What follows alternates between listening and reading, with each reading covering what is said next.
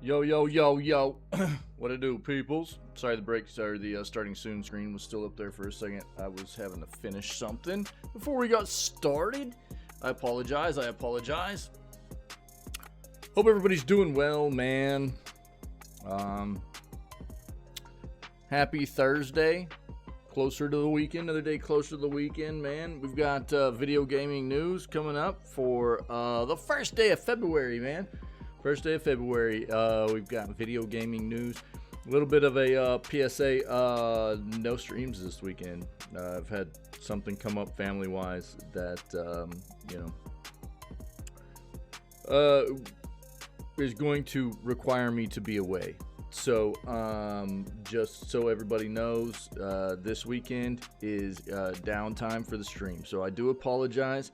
I do try to be as consistent as possible in my 6 days a week of being live and being here. And I love doing what I do, but we've just got some family stuff that we need to take care of. And so family is important. Family is always going to take a seat over everything else that happens here, and so we're gonna do some family stuff. We got some stuff we need to take care of and address and everything. So just no weekend content, and we'll be back on Monday, okay? But today and tomorrow we'll still get our streams in, and Saturday and Sunday we'll be down, okay?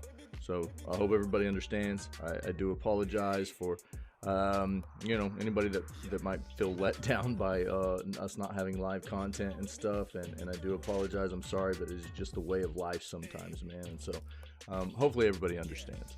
But on that note, we've got an amazing day ahead of us. We've got video gaming news for the first day of February. Dude, I've got all of the previous week's video gaming news segments, as well as about 9 in specific topics up on the YouTube page for gaming news articles that we've covered that were important things, I think, to cut out and cover and put up on the YouTube page.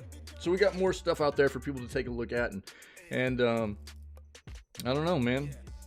After that, we'll play some Power World. So we'll do some news, and then we'll do some Power World. Cool.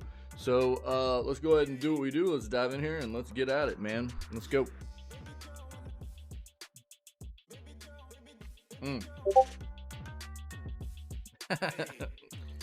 Dude, you almost got me. I haven't had enough coffee. What's up, brother? Again, we knew that we were going to miss the PlayStation State of Play. I watched just a little bit of it yesterday while I was working on some stuff, but I kept getting pulled away and sidetracked and things like that. So, I didn't get to see a whole lot of it. We will, recap it today. Maybe we'll watch it again we'll probably watch it. Why not? It's like 45 minutes. We'll probably just watch it. In between the news and playing games today, we'll just do a recap of the state of play for PlayStation. I've already seen a bit of it. I know a little bit of what to expect. Not all, but we'll watch it together for anybody that didn't get to see it, and we'll get impressions from the community and myself, and we'll talk about it and stuff like that. Okay. Yeah, I know that's in there. Yeah, they've got. I know a lot of what's in it already, but, we knew Silent Hill 2 was coming our way. That's not a big surprise for me there. Yeah. A lot of what I saw in it wasn't really a big surprise for what we saw in the State of Play yesterday. So my worry is Bloober being behind that game, to be honest. I thought their, Layers of Fear games were actually terrible. So... having Konami having Bloober Team in charge of Silent Hill 2 is one of the bigger worries for me. But we'll see. We'll see how that goes. What up, Soup? I caught just a little glimpse of the Silent Hill 2 stuff yesterday, but I didn't get to watch very much of it. So we'll see. We'll see. We got Kojima's new game. That's a weird looking flipping game, dude. Jesus Christ. Kojima's new game was showcased. There's a lot of stuff to cover, you know. We'll just get a summary of it probably, and then we'll watch it as well after the news segment. So yeah, we'll just pull it up on Polygon.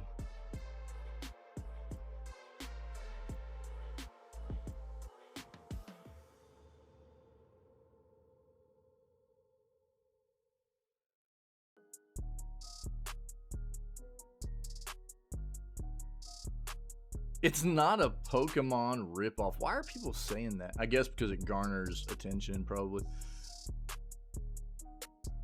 Video Game Chronicle. Suicide Squad Kill the Justice League is a much better game than what? Than they expected. Interesting. Let's read that. Let's read that. Let's see what they have to say. Soup, have you been playing Suicide Squad?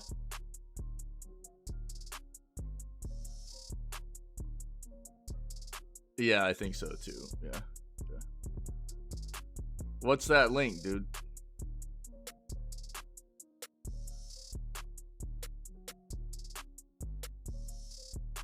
It's okay, but not like a 10 out of 10. Yeah. Yeah. What is this? Oh. Well, like I said, I'm not gonna... We're gonna be covering. Thanks, buddy. I appreciate it. But we're gonna be covering the recap of the PlayStation Direct, and then we'll watch the showcase after the news. So, did you beat it already?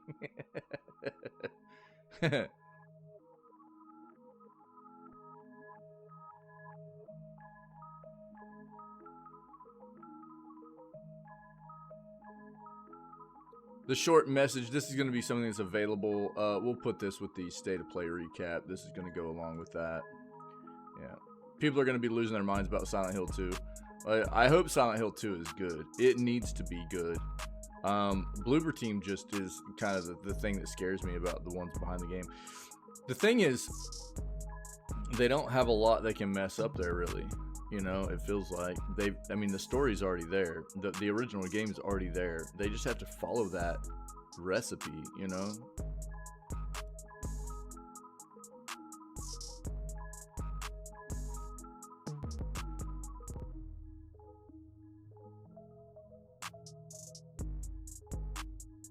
We've talked about Judas already.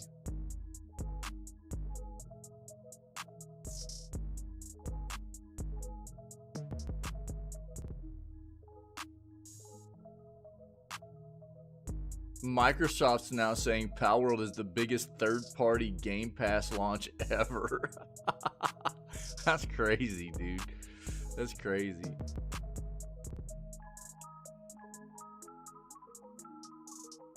Why, though? Apple's too expensive gaming console. Bro, here we go. Here we go. We already know that they're flipping VRs like 3K. Would you be blown, you know, would it blow your mind to know that they're putting out a console that's going to be absolutely incredibly expensive as well?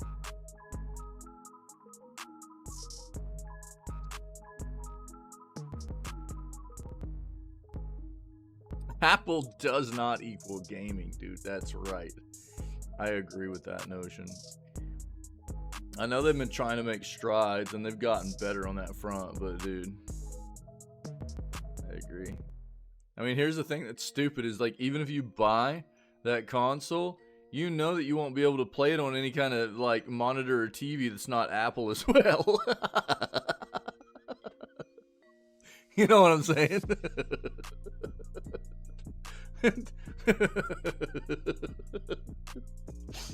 Flipping Apple, dude. They're the worst. They're the worst, dude. That company is so bad. After literal hours of Death Stranding cutscenes, Kojima threatens that his next game will transcend the barriers. Kojima's bringing us the Matrix, dude. It might cost extra to get 4K version or just to unlock 4K. Yeah, no doubt. Yep. And you'll have to buy the pro version of their controllers if you want them to have fast charging.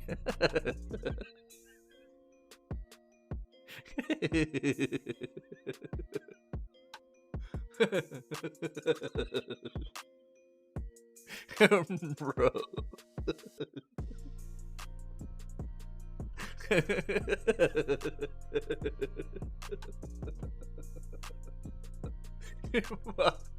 God dang, dude, we're on one this morning, Barrett. Jesus. Get wrecked, Apple. God dang. That's flipping funny, dude. Oh my God. Oh, dude. Get wrecked. No, PS Plus bonus freebie announced alongside monthly games. Yo, let's go. That's funny. Dude, Soup's sitting there going, oh, they're ripping on my iPhone, dude.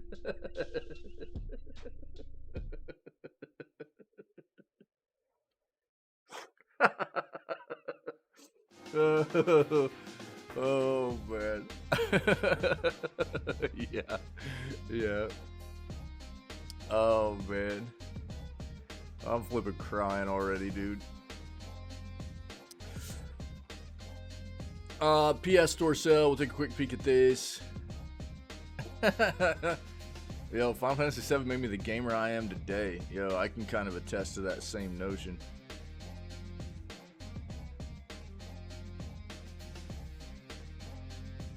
I heard a little bit about it. It's kind of weird.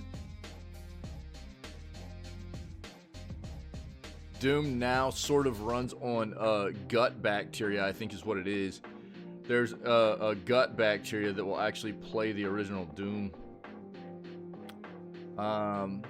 E. coli bacteria, yeah. On a display made of E. coli bacteria. Is that not the weirdest flipping thing, dude?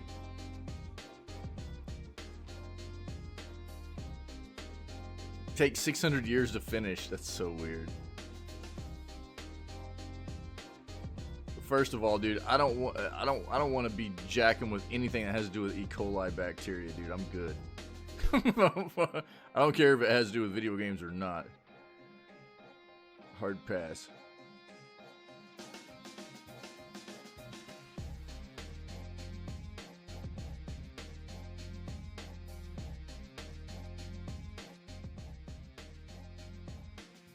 The music might have been a little bit loud. Sorry if it was. Was it too loud or was it good? I just don't want it drowning out my mic.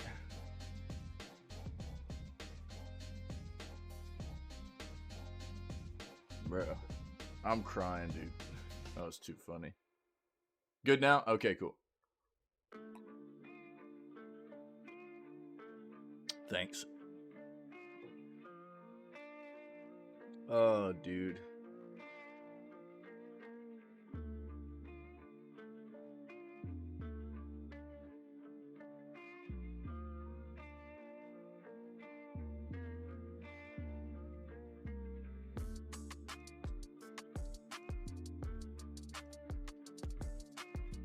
Yeah, we got that up.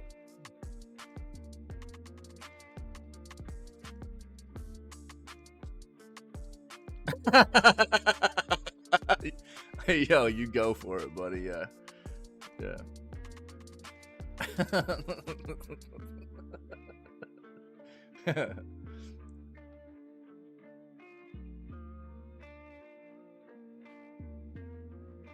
1 second, guys. 1 second.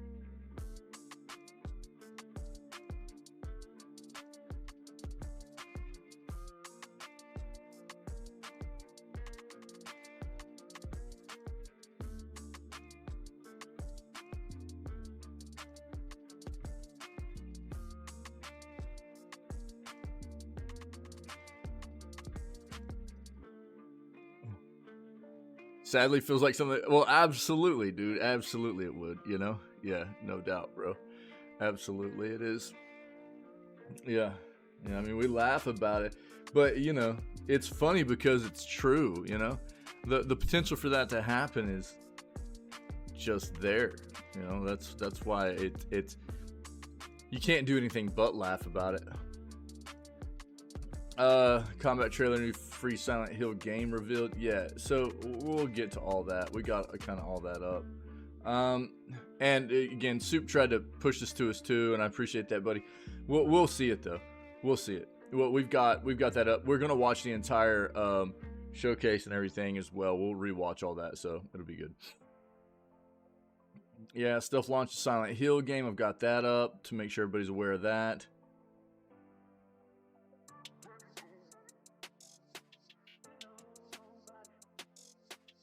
Yeah.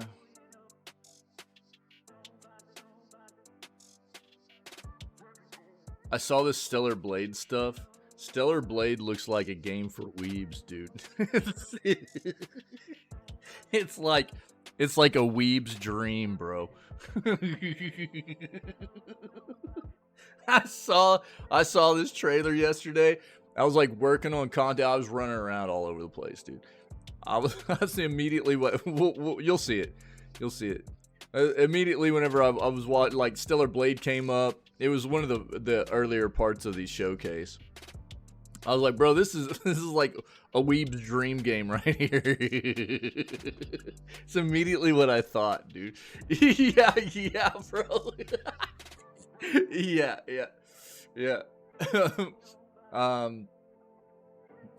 But it gives me like some Near Automata vibes a little bit too. I don't know, but we'll watch it here in just a little bit. Yeah.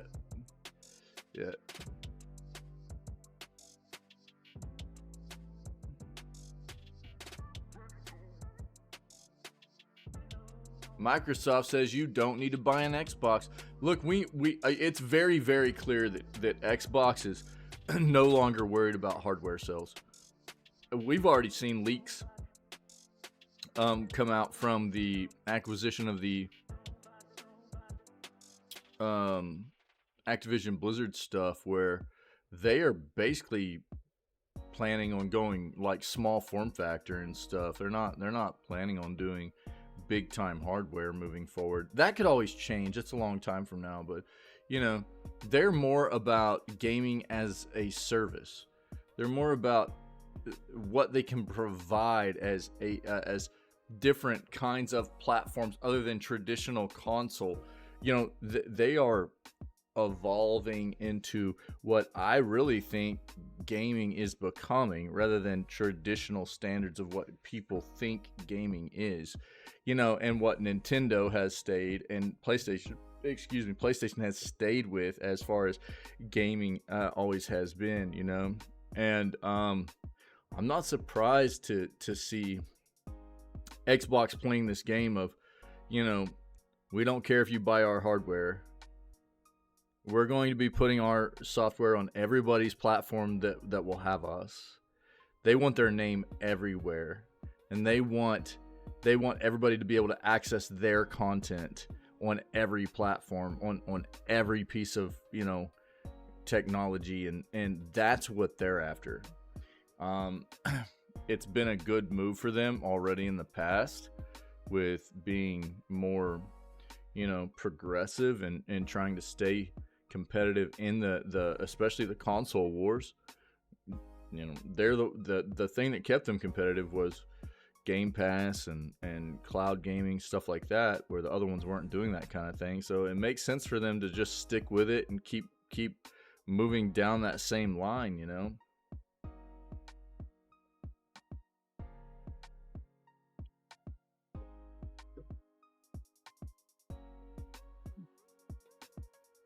You know, the video games industry still has a quality to price problem.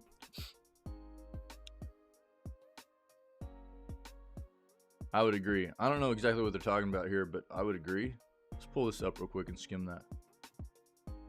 I have my own sentiments about that issue, as everybody probably around here well knows, you know.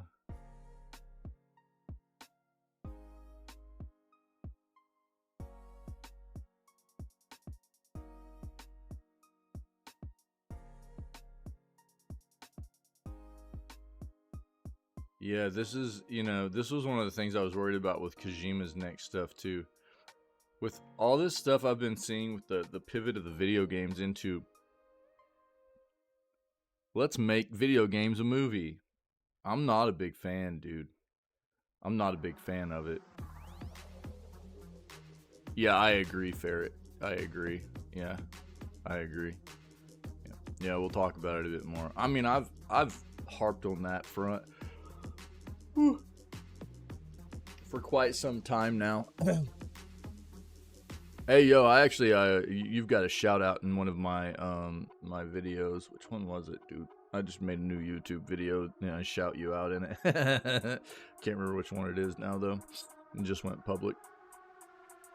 I'll try to remember and I'll shoot it to you. The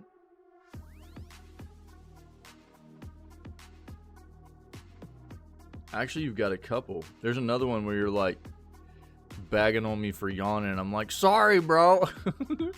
It's like at the very end of it. It's like, I'm just tired of all these industry layoffs. I noticed that in a couple of the specific article VODs that I made, you got a shout out. One of them's from you sending me I shout you out at the beginning of it because I'm like, yo, Ferret, thanks for this article and stuff. The other one was like the end of it. You're bagging on me for yawning. I was like, I'm tired of these layoffs, bro. This is something that's worrying me, man. You know, we talk about, you know, whether it be Alan Wake 2 feeling too disengaging for me as far as, you know, doing a little bit of gameplay and then always having to just be disengaged from controlling what's happening in the game and stuff. Missed the clip on the pro. Yeah, I'll need to go back and find it, dude. Yeah, I thought I marked that entire section so I could like, you know, clip it out, highlight it out. But I'll go back and try to find it. I just marked this right now, so. Oh, excuse me. Dude, I'm tired this morning. Whenever I go back and look at this mark, I'll see what we were talking about, and then I'll just go back a little bit before this and look and find it. You know, we'll get it. We'll get it. The Hideo Kojima, you know, he's continued to move closer and closer and closer to, you know, incorporating movies into video games, you know, meshing the two, if you will. And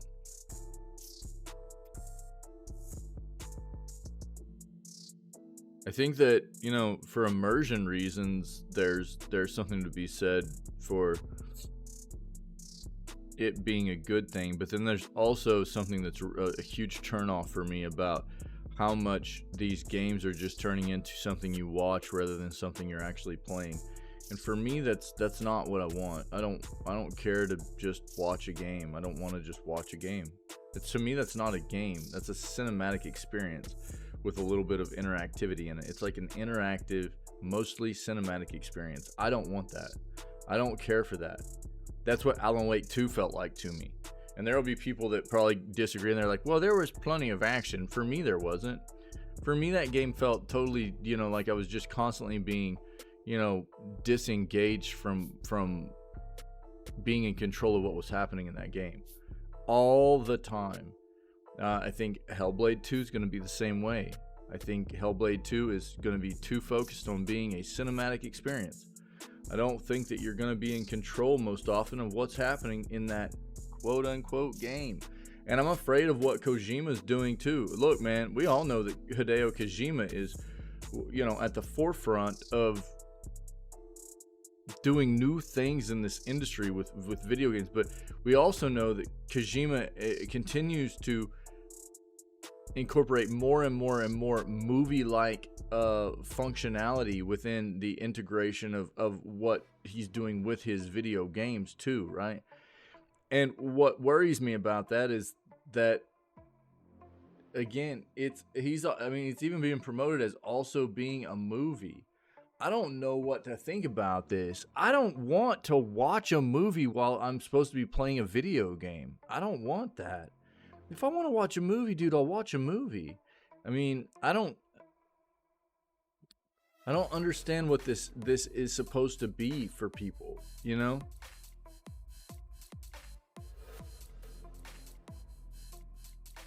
I'm just worried about the direction this is heading for the industry and how turned off I am by it already. I just don't. if I'm gonna play a game, I want to play a game. I just want to be immersed in being in control of what's happening. I don't want to be sitting around watching a flipping movie or a show the whole time. That's a weird premise for me. That's not why I play video games.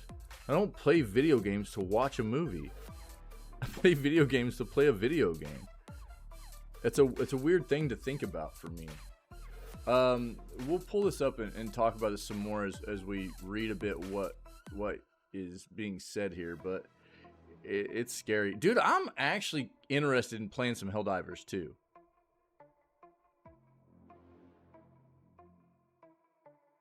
I know, dude. I mean, that's almost what it's starting to feel like, and I'm like, Jesus Christ. I'm just gonna get to where all I do is play retro games, you know? That's feel like. That's what it feels like. You know, it's like all I'm gonna do is play retro games all the time because everything's just gonna be like, they're gonna call everything a video game, and it's just gonna be a flipping movie. You know, it's like, I won't be able to handle it, man.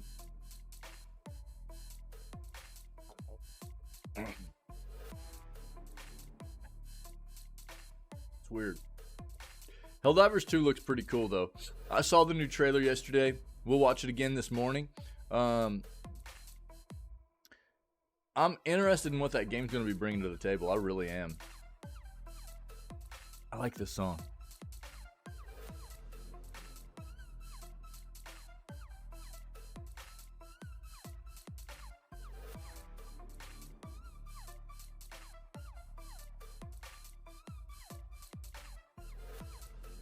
All of that. This is one of the things I'd say about Rise of the Ronin. You see this name right here? Koei Tecmo?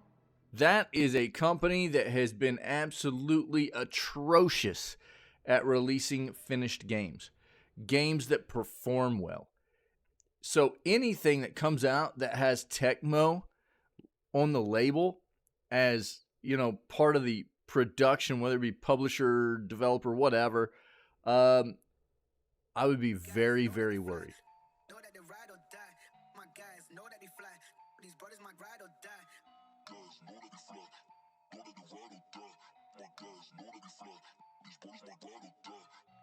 Unless you heard it from me, got it from me, then you ain't heard it from me. All the energy. Jesus Christ, you've got to be kidding me. Got it from me, then you ain't heard it from me. The remaster was worth I waited 3 long years to finish The Last of Us Part 2. The remaster was worth it. Give me a break, dude.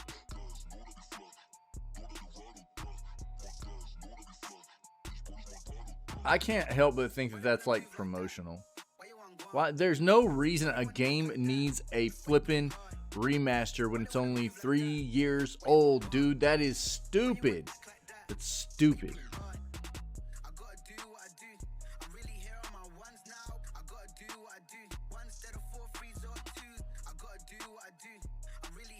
Matter of fact,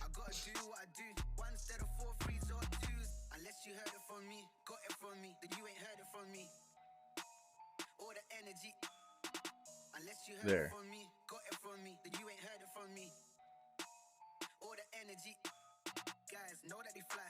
Yeah, Death Stranding 2's new trailer, just delightfully disturbing.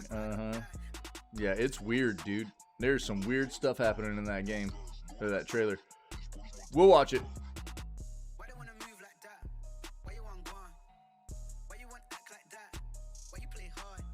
I didn't see this. Ooh-wee. Dragon's Dogma 2 got a new trailer too. Didn't see that one yet.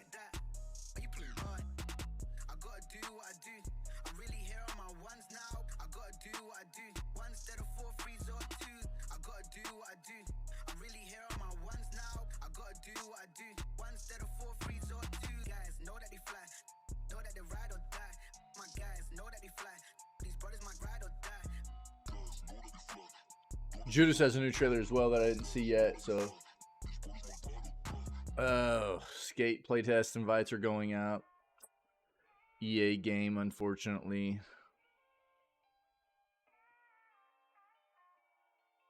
I'll touch on it for anybody that's you know, interested in trying to get some playtesting of Skate.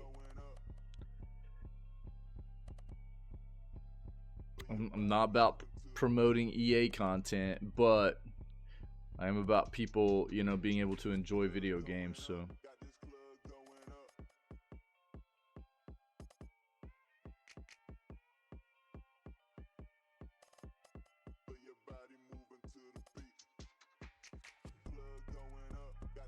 Yeah.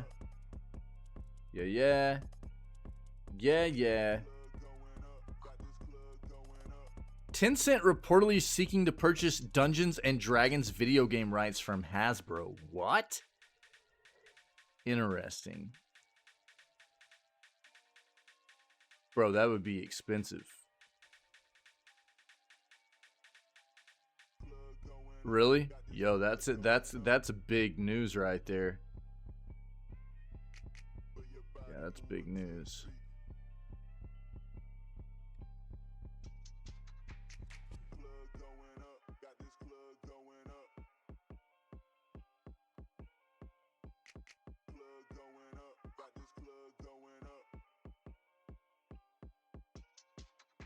Right, yep.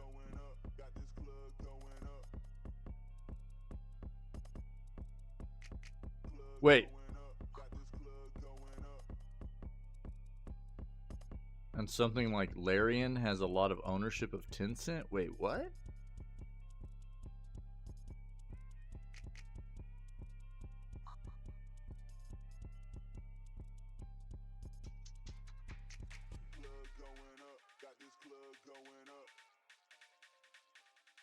I think that would probably be the other way around.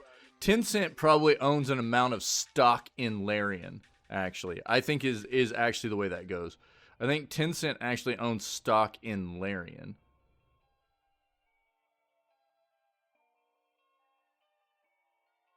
So yeah. So Larian is still independent. They're an independent developer, so they're not owned by anybody. Tencent is a major corporation, like the biggest gaming corporation in the world. So Larian owning anything of Tencent would have to be backwards. It would have to be. Yo, Davey, what up, buddy? 5 stream streak, let's go. 5 stream streak, hype. What's up, Davey? How you feeling, buddy? How's the injury, dude? Yeah, I think that is probably backwards. I would assume.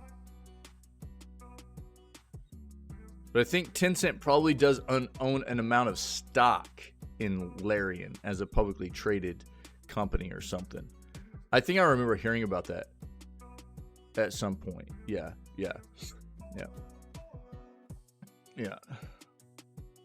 Not enough to have any kind of like say in necessarily what they do as a company, but yeah.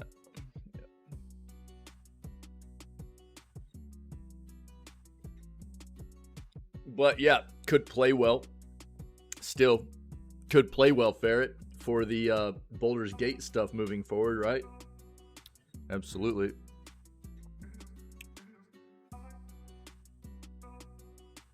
Oh, for real, Davey? Yeah.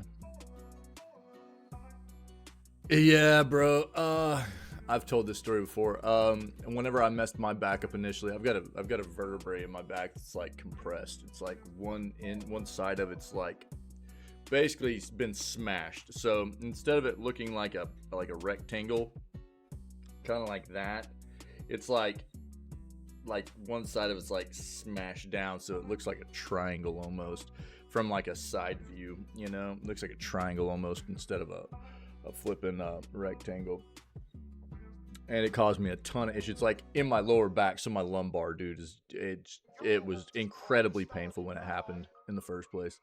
And I mean, like hard to get out of bed. It was and I mean, I was pretty young when it happened. It was incredibly painful. And they started sending me to a chiropractor. And I was going twice a week, and literally this chiropractor after about 5 to 6 months was like, dude, I can't help you. He's like, every time you come in, he's like, your hips are just out of whack. And dude, I mean, I was in really good shape at the time. You know, took really good care of myself, ate right, worked out all the time, you know, and he's like, man, your hips are just all out of whack, man, because of that vertebrae. He's like, every time you come back in, man, it's just, it felt good when he adjusted me, you know. It always felt good when he adjusted me, but it didn't take any time, man, for it to just get jacked up again. It sucked, man. Getting old, not fun? Wait, I thought it was older the berry, the sweeter the juice, dude.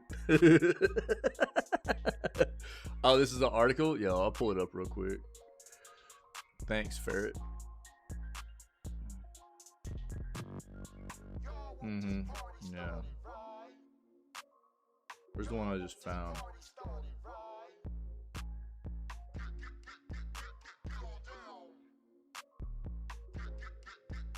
Oh, no, that's the one I have up from Timon, I think. Did I not pull it up? Oh, yeah, there it is. Yeah, we'll see if we need both of them. If we need both, we'll look at both. Thanks, man. I'm sorry, brother. Yeah, I'm sorry, dude. Yeah. Yeah, I'm sorry, man. Yeah, it sucks. I mean, you know, I know it's not easy to always go back and watch stuff too, but that is why I try to make sure that all the content, you know, is always there for people, whether it be the entire VOD or, you know, just like yesterday on my day off, I went back over the past week and I highlighted all the VODs out, made all the video gaming news segments. The YouTube channel's got all the previous week to week and a half of news segments and particular important news articles taken out and put onto the YouTube channel and stuff. I try to my best to make sure that content's always there for people that might miss it, you know, or want to go back and take a look at things or whatever the reason may be. So I try my best. I know it's probably more fun to be a part of it live, but I do try my best to make sure the content's there for anybody that might want to go back and take a look at it after the fact, you know.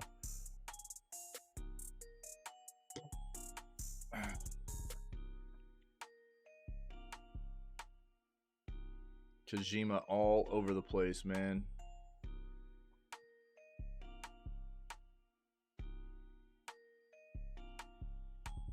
Yeah, we'll hit that too. We'll hit that.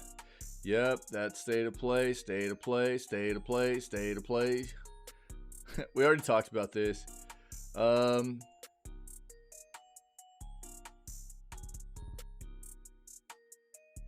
Until Dawn's PC and PS5 ports have officially been confirmed. Was this confirmed state of play stuff too?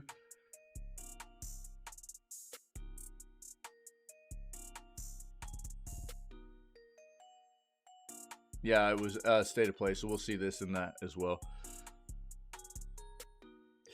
Yeah, I think, you know, I never expected it to be terrible.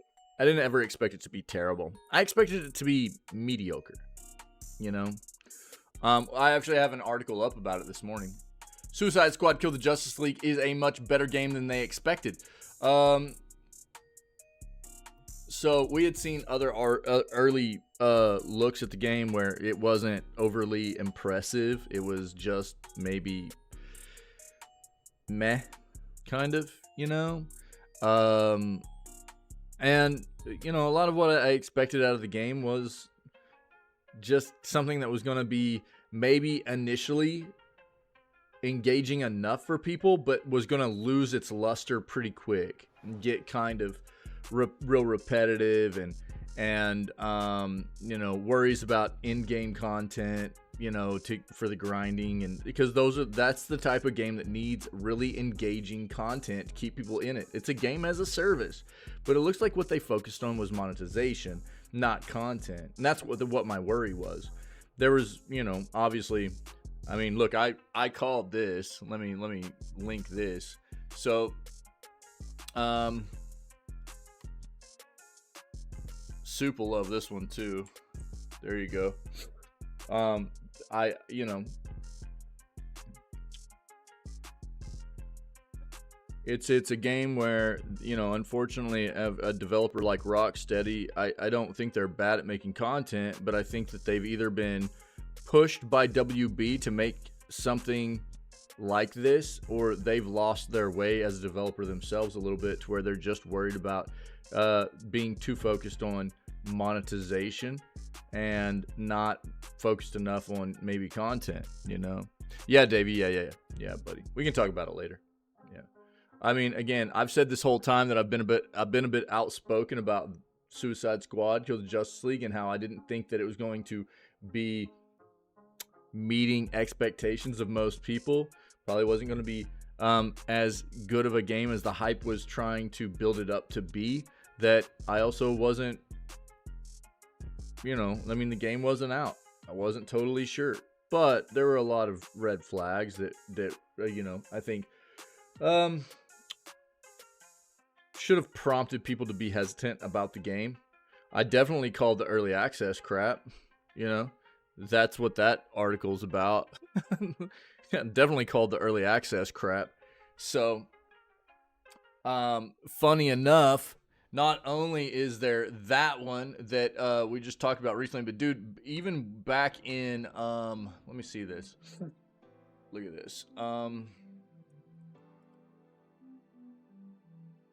Back in March, dude. No. Back in November of last year. November of last year, I even came up with an article that the title of this is only $100 to be the final beta testers of Kill the Justice League.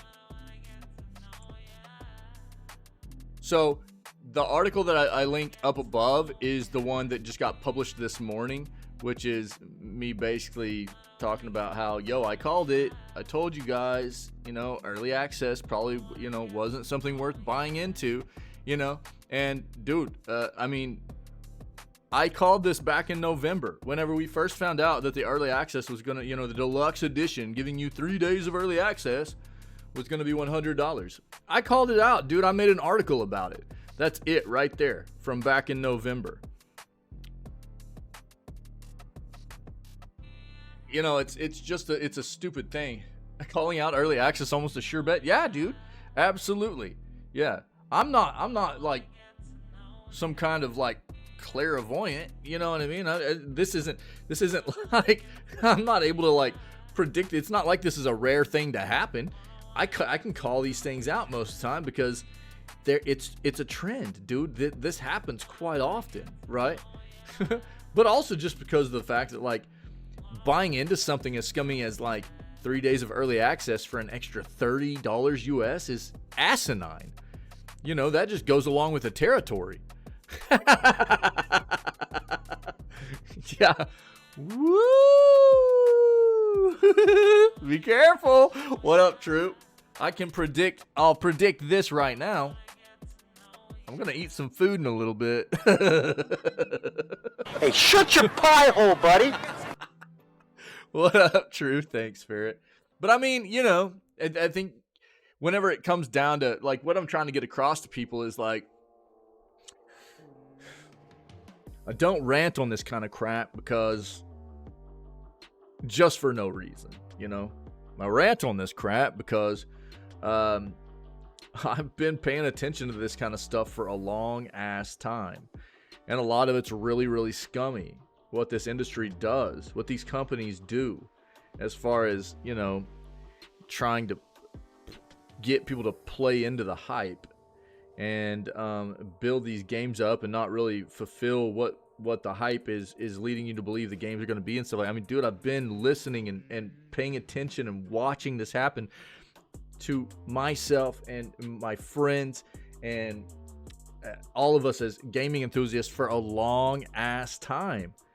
And so, I mean, that's what this is, man. Trying to call this stuff out for what it is, get people to see the reality of what's being done to us, and get people to kind of change the way they're approaching these kinds of mechanics, you know? People should not be buying into this crap. Absolutely not. It's so stupid. It's so dumb.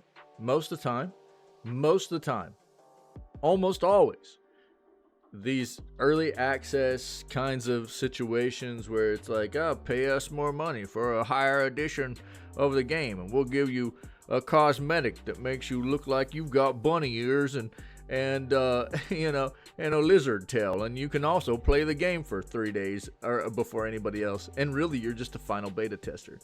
Half the time you can't even get into the game, whether it be because the servers are jacked or because of you know, too many other people are trying to get in and they didn't account for the amount of people that were going to be queued up, or, you know, the game's just too buggy to play, or you name it, man. Issues on issues on issues on issues on issues. You're a final beta tester.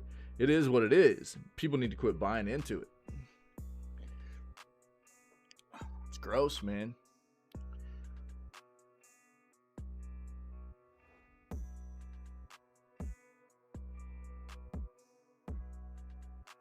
What up, True? How you doing? Yeah, we got a lot of stuff to cover from the state of play stuff, man. Okay, let's stick with these articles. We got a lot up. So, again, what we're going to do is we'll cover all this. There will be an amount of recapping the state of play from PlayStation yesterday, but in between the news segment and playing games today, we will actually, the state of play is very long. It's like 45 minutes. I'm not going to include the entire state of play in the news segment as well. It's just too long. But what I will do is in between the news segment ending and us starting gameplay, we'll just take a little bit of time, dude, and hang out and watch it together. We'll watch the entire state of play, and we'll watch the VOD. We'll talk about everything that we see and stuff like that, okay? But we will recap it here. We've got a couple of articles up that should take us through everything that was seen. And, again, we'll get a full look at it a little bit later after the news segment, okay? Microsoft says Palworld is the biggest third-party Game Pass launch ever. Pocket Pair says the game has reached 19 million players across Steam and Game Pass. That's actually incredible. Pocket Pair's early access hit Palworld has now been played by a total of 19 million players across Xbox and PC, it's claimed. In its latest sales update, the Japanese developer claimed that it's now sold 12 million copies of the survival game on Steam. Interesting. In addition, the Game Pass version, which is available on both PC and Xbox, has been played by over 7 million players. According to Microsoft, Palworld is the biggest third-party Game Pass launch to date. The Xbox version peaked at nearly 3 million daily active users, it said. In a press release published on Wednesday, Microsoft claimed it's working with Pocket Pair to help provide support for Xbox versions of the game. Quote, we're providing support to enable dedicated servers, offering engineering resources to help with GPU and memory optimization, speeding up the process to make Palworld updates available for players, and working with the team to optimize the title for our platform. Since launching into early access on PC and Xbox on Friday, Palworld has become a huge breakout success. However, the survival game's success ignited discourse around perceived similarities between its character designs and those of the Pokemon games, with many accusing it of plagiarism. Last week, the Pokemon Company broke its silence regarding Palworld, said it was investigating if it infringes on its IP rights. Here, I'll just link this for you guys too, since we're on the topic of this. Well, we've got a bit of an article where we discussed this, from last week, which is, Pokemon's just mad.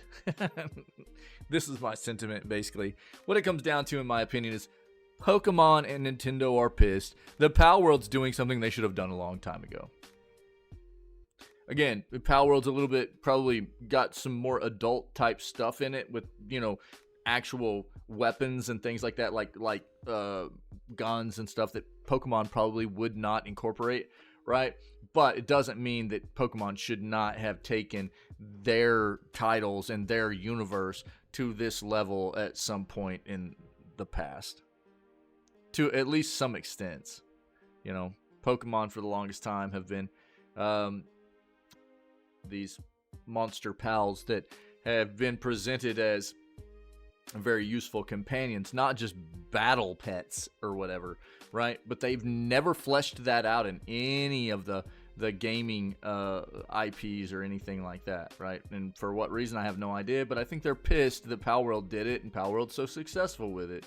So, quote, we have not granted any permission for the use of Pokemon intellectual property or assets in that game. It said we intend to investigate and take appropriate measures to address any acts that infringe on intellectual property rights related to the Pokemon.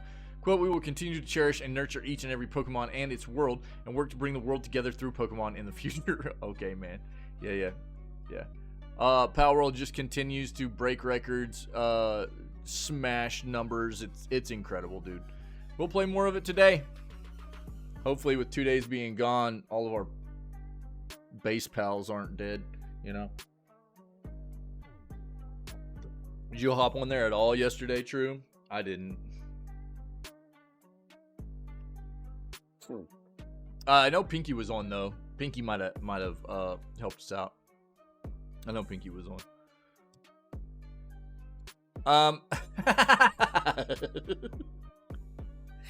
Bro.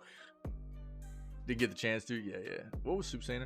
You want the Silent... sorry, Soup. I want the Silent Hill 2 OST. Do you know it's going to be... I mean, how do you know the OST is going to be good? Have you already listened to the entire OST or something?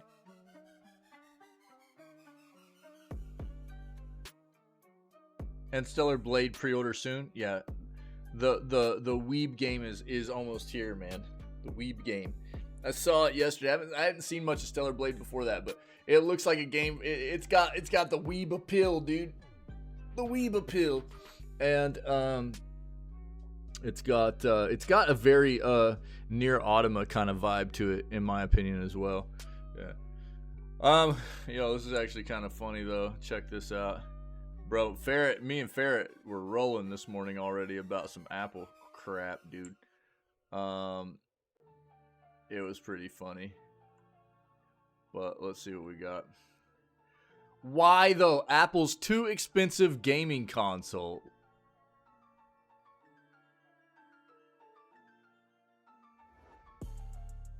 What is this? Apple tried to get into gaming once. It was just too dang expensive. Well, I mean, big flipping surprise. You know what I'm saying?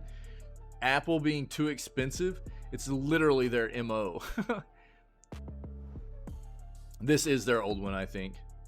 This is their old one. I was getting ready to say, you know what it looks like to me? It looks like a lot like a Sega Saturn, dude.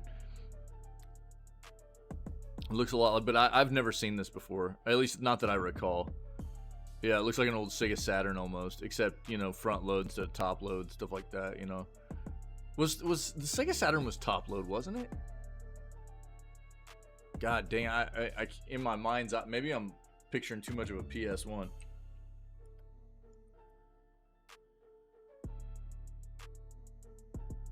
It's been a while since I've seen one.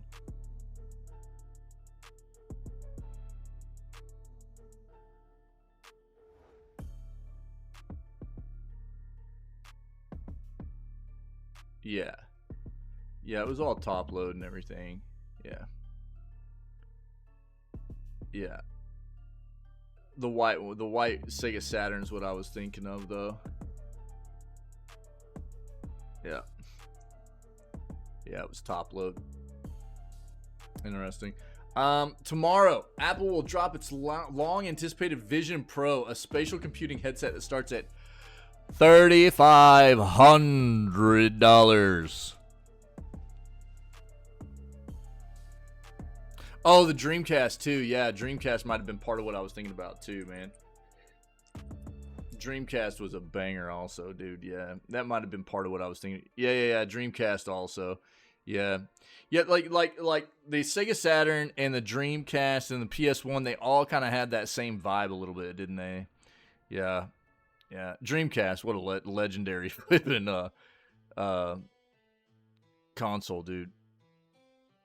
That controller though, heck yeah, that controller was a flipping beast.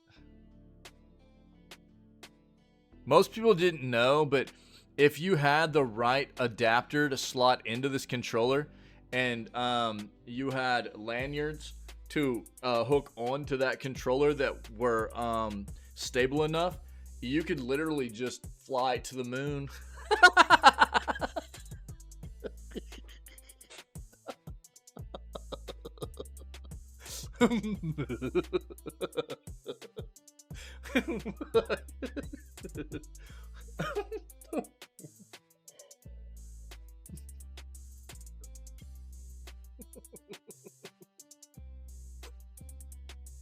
Yeah, Dreamcast was sick too, dude. Yeah, it was. Apple's great. Ellipses.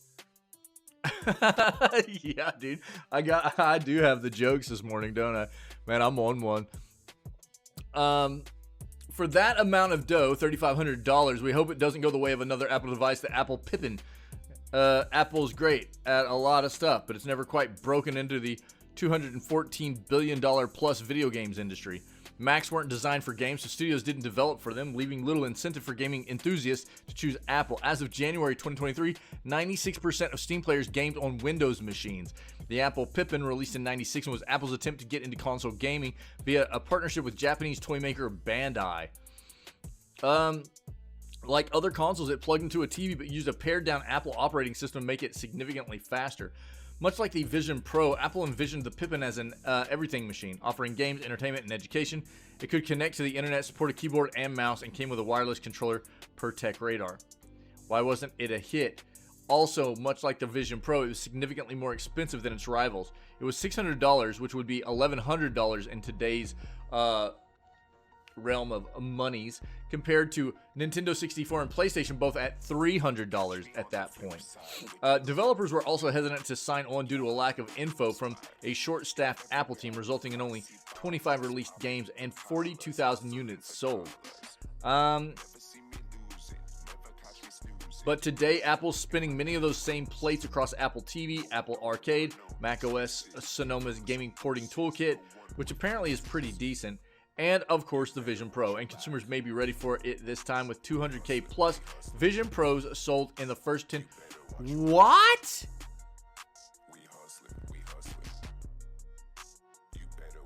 Really? The huge rumble packs, yeah, you're right. Apple Zealots, yeah, you're right, dude. That's what I was thinking too. But God, isn't it crazy? Isn't this crazy, dude? We'll find out in the coming. This is what's crazy. They've gotten people to buy into this brand, you know what I mean? This branding of Apple, and part of it's probably going to be corporations and stuff buying into this notion as well of what these. So that's probably a chunk of what these units are as well. It's not just individual sales. It's going to be sales from corporations and stuff that are buying into it also. But what an asinine amount of money for something like this. And this is the thing that you can always count on about Apple is, like, you know, when you talk about the realm of like VR and these kinds of hardware, right? Like the what are they calling this? Their Vision Pro, a spatial computing headset, right? When you talk about the realm of what that is, and obviously you've got something similar in being locked into a proprietary kind of piece of hardware with PSVR 2. It'll only work on PlayStation, right?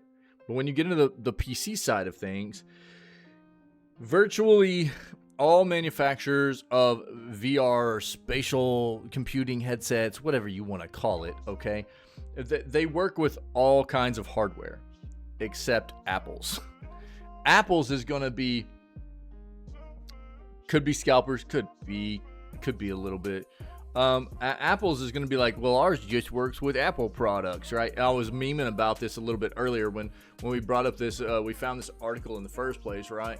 We found this article in the first place. Me and Ferret were kind of memeing out because, yeah, I mean, we bang on Apple a little bit, but appropriately so, because this is Apple's MO. Their stuff's overpriced. It doesn't connect to any other type of hardware, right? Apple only works with Apple traditionally. They've made strides in some forms and in some areas on that notion, but traditionally that's the way they play. They don't want their stuff to talk to other kinds of electronics. They don't want their stuff to work with other kinds of electronics. They want you to buy into Apple and only Apple, and it's super expensive, right? So this is the game they play. And so it was like they're talking about this console. They're gonna, you know, like, Apple's too expensive gaming. I was like, well, if they came out with another one, you know that the only way you'd be able to play it on any kind of visual device is if you also bought an Apple TV or an Apple monitor, you know. It's like, you know, that's the way this kind of thing would work for Apple. Yeah. It's like, it's so stupid, man. So I don't know. I just, whatever. I'm not going to bang on anybody for enjoying the kind of platform that appeals to them more. Different kinds of operating systems, different kinds of, you know, the way that the and that's a lot of what the functionality of a device comes down to, really. The way the operating systems, I feel like especially when you talk about, a lot of people enjoy Apple phones. For me, they're too locked in. You're not able to. I'm a tech guy though. I don't want my stuff locked in. I don't want it to be very, just you're like in a tunnel. You can't dive off into any side rooms or anything, and that's the way that Apple devices feel to me. It feels like you're just very, very it's for people that don't want that kind of experience of where you're, and that's where Android feels totally different to me. I've had both. My first iPhone, or my first smartphone was an iPhone, and that was the only thing I had to go off of. And then my second smartphone was an Android. I've never gone with anything else besides Android ever since, because it's very open. It gives me a lot of functionality as far as being able to mess with anything that I feel like I need to do as an IT kind of minded person, whereas Apple's just so flippin' locked in with everything, but everybody has their preferences, and I respect that. But I will always knock on Apple for doing this kind of thing with their products being absolutely incredibly overpriced, and then making it to where the functionality is almost always locked into where their devices don't talk with other devices unless they're Apple. So they make it to where, well, if you buy into any Apple, you got to buy into all Apple. You know what I mean? If you want your devices to talk with, it's such a gross play, dude. It really is. People just need to be aware of, like, that's what you're getting yourself into whenever you're deciding to buy into Apple. It's a pretty gross thing. Did I close that other flippin'? Was this the last? I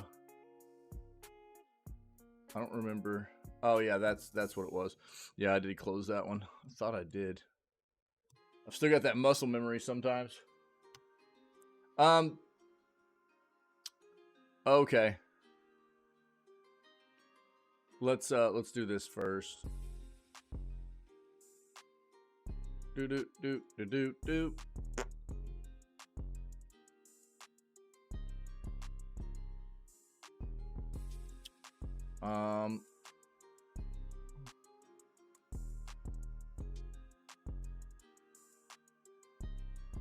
Get the state of play stuff in here.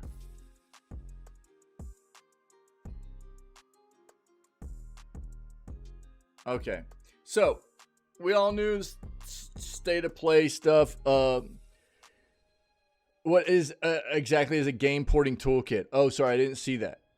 So yeah, so back to this article real quick. So again, what they were talking about is right here. When they were talking about most people don't play games on Mac because most games aren't made for Mac. They're not made for Apple, right? So most games are not made inherently by default to be played on Apple's systems, right? I apologize, true. I got so flipping focus mode on what I was talking about. But there was recently this thing that was developed called the Mac Operating System Sonoma Game Porting Toolkit. And Syank in our community has actually used it, right?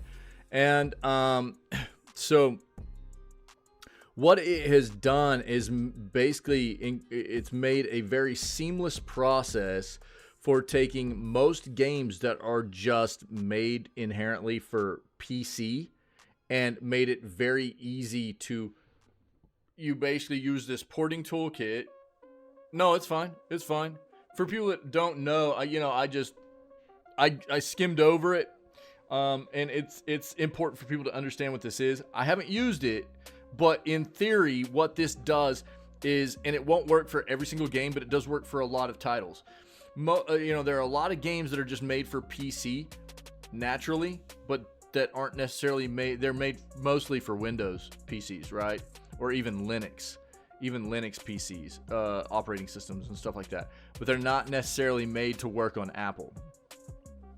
And what'll happen is you can use this game porting toolkit, and it'll basically make a very seamless integration of you can run this toolkit on an Apple PC and start up a game that wasn't necessarily made to run on Apple. It was made to run on like Windows or whatever, and it'll make it run on Apple for you. It's not always perfect, but it apparently works very, very well. So like any of the Steam games and stuff like that, right? Because most of them don't have Apple support. Yeah, because Apple hasn't ever really promoted themselves as a now obviously what you're going to be regulated by also is what kind of Apple PC do you have? Does it have the hardware requirements and everything too, right? So yeah, it basically, I mean, in a way, where it's making it to where that piece of software will run on Apple's operating system, basically, right? Yeah, kind of like that, Ferret. Yep. But again, you're always going to be constricted by the type of hardware that Apple is putting in the device that you have, right? Just like any other PC. If you're running a very high, hardware requirement game, a big AAA, game that requires a lot of processing, either CPU, GPU, anything like that, and your Apple product doesn't meet those requirements, you're probably not going to be able to run it, right? That's just naturally something that people have to understand.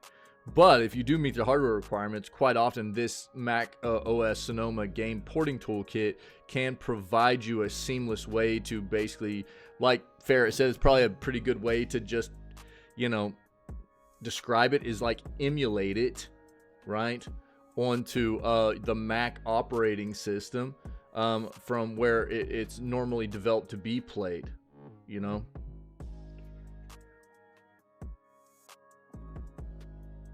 Yeah, I know. I mean, we would get to. That's why I said it's not necessarily emulation. It's not necessarily emulation. I don't think, but it's not a bad way to describe it necessarily. It gets the point across, I think. Yeah. Which, yeah, the effect is similar. Exactly. Yeah.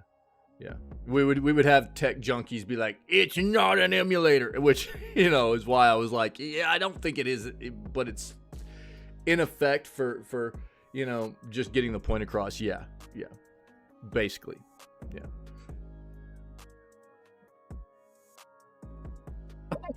Yeah, you're absolutely right, True. Yo, I actually saw here recently, there's an entire app that's been made now where it'll change iPhones into performing and looking just like Android phones. So what's the point in having an iPhone? Why? There's an app that'll do. I mean, everything has changed. Everything about the entire device, the operating system, it looks exactly like an Android. It performs just like an Android. It's like, so why are you buying Apple? Oh yeah, dude. Yeah. I remember all that crap too. Yeah. yeah, I know, it's crazy. I mean, some the top end Android phones are pretty expensive too, so I don't know. But it's just weird. Well, like, why are you going to buy an iPhone? Just turn it into what an Android does for you anyways. It's kind of an odd play. But yeah, hopefully that explains that a little bit better. Syke would probably be able to give us some more information on exactly how that works, as he's actually toyed around with that. He uses it. Syke does. The biggest, so if you guys remember, whenever Syke's around, you can like, kind of poke him about it a little bit. I'm sure he'd be willing to talk about it. All the biggest announcements from PlayStation's Winter's 2024 State of Play. So we will watch this in full after the news segment here and get a full look at all the trailers and everything that the State of Play had to show, since I was off yesterday. We didn't have a stream and we missed it, but we'll take a look at it after the news segment, okay? But to kind of sum this up, this is what was in the state of play, which we will watch here in a bit. It was about a 40-minute showcase, so be prepared for that. We're going to watch that. After the news, we'll take a quick break. We'll let everybody get yourself some refreshments, get some, whatever you need to do. Take a quick bathroom break, whatever. And then before we start gaming, we'll watch the entire state of play, okay? You're not wrong there, True. You're not wrong. So the latest State of Play live stream gave viewers a look at the PS5 and PlayStation VR 2 games coming this year and beyond, including deep dives on titles like Stellar Blade, Rise of the Ronin. There were a lot more than those 2 PS5 games on Wednesday's 40-minute PlayStation showcase. There were 2 Silent Hill games, a deeper look at Death Stranding 2, and a big announcement from Hideo Kojima, which I'm worried about. If you couldn't watch January's big State of Play showcase, here's a recap of all the game announcements. So there was Death Stranding 2 on the beach. Right, so Death Stranding 2 is headed our way. This was a weird flipping trailer. We'll see it. Hideo Kojima's new action espionage game, Fizzant. Stellar Blade, which again I think this is going to be for the weebs, baby. And it's gonna give some Near Automata vibes a little bit, things like that. Yo, super stoked. Sonic X Shadow Generations. Dave the Diver featuring Godzilla. What do you mean? What do I mean? What do you mean? For the weebs, baby. So this was actually kind of weird. I didn't know what to think about the Godzilla thing. That was kind of wild. I saw that. Zenless Zone Zero, of course. Silent Hill, The Short Message, which is apparently a little game that they released a shadow dropped that can be played. I've got this, which we will... wait, where'd that go? Yeah, the freebie right here. We'll talk about that right next. So along with them doing a trailer for Silent Hill 2, The Short Message is apparently a nice little shadow drop game that you can already play. Silent Hill 2 combat reveal trailer. We'll watch that.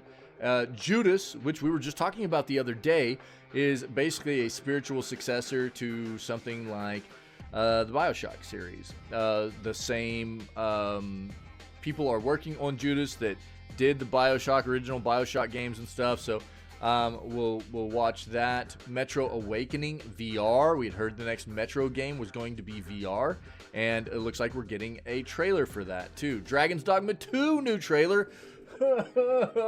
Dragon's Dogma 2 win. Oh, you already played Short Message? Yeah, it was disturbing. Dave and Godzilla. I know, isn't that weird? Yo, yeah, did you like it, Soup? Did you like it? Yeah, we'll take a look at it. Rise of the Ronin. Again, look. As good as this might look, I would be very careful with this title. This is a Tecmo title. Tecmo has been trash over the past couple of years with virtually any game that has their name on it. Virtually any game that has their name on it has just been very, very subpar performance-wise, content-wise. Be careful with this. Until Dawn Remastered, we knew this was headed our way for PC and PS5. It's been announced. It's got a trailer. So this is everything basically that we're going to see, if you weren't already aware, when we watch the VOD of the PlayStation Showcase here in just a bit, which did happen yesterday, okay? So I just wanted to recap this real quick, okay? I'll link it for you as well. So if there's anything you want to take a look at, then it's there. But this is just a bit of a precursor for what we're going to experience here in just a little bit when we watch this immediately after we end the news segment and before we start gaming, okay? But moving forward, PlayStation Plus bonus free announced alongside monthly games. So maybe this wasn't it. Dude, wait, what? Oh, Roller Drome. Dude, I thought we had the Short Message. There we go. Let's do this. This is what I was looking for. I got a lot of articles up. Silent Hill, The Short Message is available right now on PlayStation 5. It got shadow dropped yesterday with the showcase. It's been announced at the State of Play that Silent Hill, The Short Message is now available on PS5. In November of 2023, the AU Classification Board So Australian classification board accidentally leaked the game, which contained major story spoilers. I'm not going to watch this right now. We're going to watch it in just a bit. An exploration-based psychological horror game in which players control characters in an apartment building called the Villa in modern-day Germany. Player assumes the role of a young woman, Anita, who must explore the villa through first-person gameplay in order to collect clues and uncover what has happened to her friend. Anita is exploring a bathroom environment which features a bathtub filled with bloody water, blood-splattered tiles, and a razor blade on a bloodied sink. So, I'm not going to read the rest of that. Spoilers, okay? Not going to read the rest. Spoilers. But that is what we can experience of this free game that got shadow dropped on us, okay? So, that is going to be there for people to play. You had to stop for a while, Soup? Nice, dude. Nice. But PlayStation Plus bonus freebie announced alongside monthly games. Last month actually was a decent release of PS Plus games. But for like the past 4 or 5 months before that, it was pretty terrible. So earlier this week, Sony announced the batch of PlayStation Plus February offerings for the Essential tier. Titles included this month's PS Plus Essential tier are Foam Stars, which I recommend nobody. This is AI-riddled game from Square Enix. Foam Stars is a wannabe Splatoon game.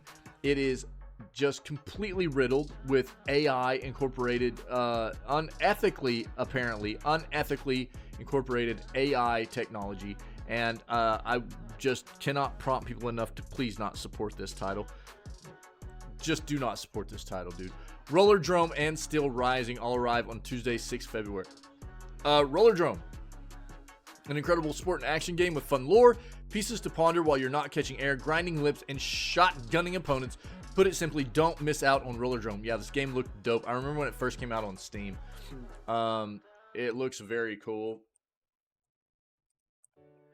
I was really interested in checking it out. I haven't made time to do it, but it looks very neat. If you haven't seen it, like awesome art style.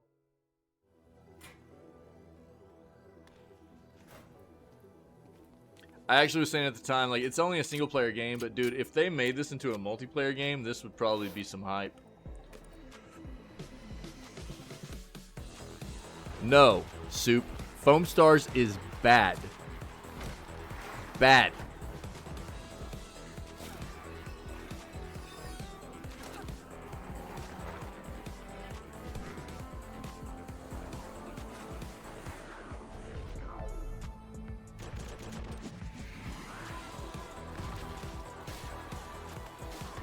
Is this actually going to show any gameplay?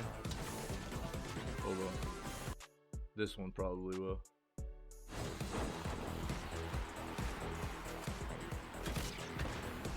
Yeah, this is an actual gameplay right here.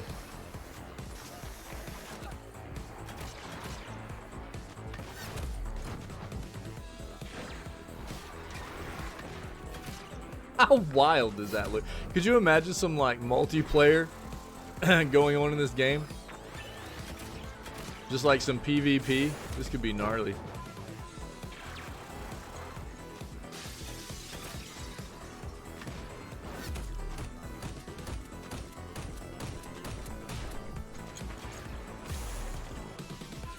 I love the art style in it too. Two real Ferrari dad vibes. That finger pointing felt real.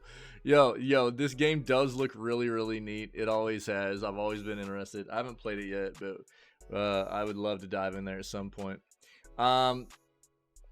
So, certainly been a big week for PlayStation, especially following the recent State of Play, which we just talked about.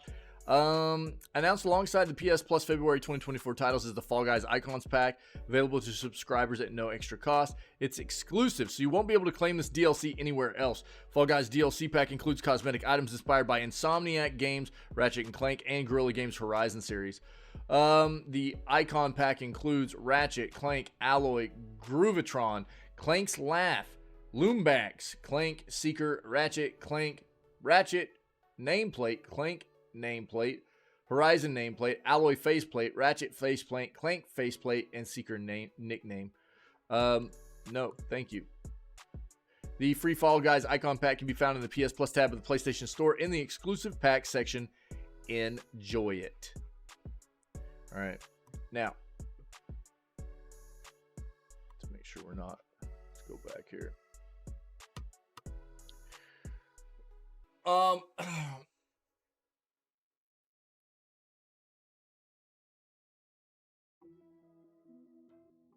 Yeah, so after literal hours of Death Stranding cutscenes, Hideo Kojima threatens that his next game will transcend the barriers between film and video games. Again, I'm not a fan of this notion. I'm really not. I feel like there's too much film being polluting our games. Too much film is polluting our games. Too much cutscene. Too much. I feel there have been games I've been playing recently. There have been games that are being developed that I'm seeing trailers for, like Hellblade 2, where I can just not. I can tell.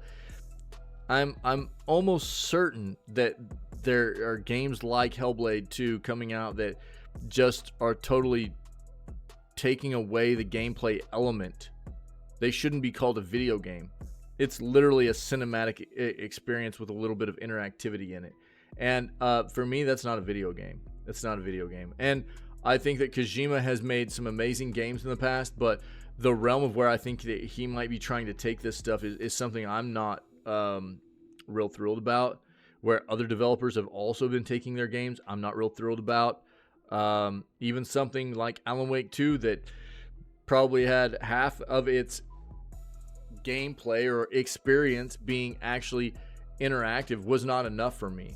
You know, where I just totally felt like the entire time I was playing that game, I was being disengaged from being in control of what was happening. Constantly just having to let go of controls and watch what was happening, and it's just not fun for me, man. That's not why I play a video game. So I'm worried about what this means. I've been worried about what's happening in some context of the video game development side of the industry for a while with these types of notions. And you know, obviously Kojima has been very progressive in the development of games for a very long time. He's at the forefront of a lot of this, incorporating movie making into video games and stuff. And you know, I think there's something to be said for the immersion that can be brought to video games with the incorporation of movie making mechanics and stuff like that. But when you're just totally taking the game player out of the equation of what is being done for what we call video games, it's no longer a video game. You're watching a movie. And that's a totally different piece of entertainment. I don't like it. I don't want to watch a movie whenever I'm trying to play a video game. That's not what I want. I want to be in control of what's happening. And I think more and more, the further, you know, we move forward, the more these developers are getting too close to just taking the control away from us, where we're not actually playing a game anymore. And I don't like it. It's very off-putting for me. So, after literal hours of the Death Stranding cutscenes, Hideo Kojima threatens that his next game will transcend the barriers between film and video games. For real this time, it's also a movie. That's so concerning to hear, dude. Death Stranding was a game meticulously designed to be watched almost as often as it is played, but apparently its heady mix of gameplay and cinema wasn't enough for director Hideo Kojima, Jesus Christ, who said his next game, action espionage title Fizzant, should truly transcend the barriers between film and video games. After roughly 7 hours of cutscenes in Death Stranding, one of the reasons I was very hesitant to play Death Stranding, you know, I shudder to think of what Kojima will cook up with this goal in mind. In an interview with PlayStation Studios head Herman Holst, Kojima notes that his longtime partner Sony not only does games, but also music and movies. This is especially relevant with Fizzant because, as Kojima says, It is an interactive game, but it is also a movie at the same time in terms of look, story, theme, cast, acting, fashion, and sound. With this title, we hope to transcend the barriers between film and video games. In a tweet, Kojima added these elements are all the next level of digital entertainment that could be called a movie. Fizzant working title will be the third new original IP since the establishment of Kojima Productions. It is a completely new action espionage for the next generation. It will be created using cutting-edge technology and the best talents from around the world. For a cherry on top, the reveal segment ends with a drone shot that features the Columbia Pictures logo emblazoned over a Fizzant sign. Columbia Pictures is, of course, part of Sony Pictures Entertainment, the company's film arm. As for this project status, Kojima says preparations are underway, but production won't begin in earnest until after Death Stranding 2. Now confirmed to be Death Stranding 2 on the beach, and also confirmed to feature, in no particular order, a sentient ventriloquist dummy, a guitar gun, a baby with eyeliner, and George Miller. That's super concerning for me, dude. We will see this while we watch the state of play here in a little bit, but dude, this is just not for me. I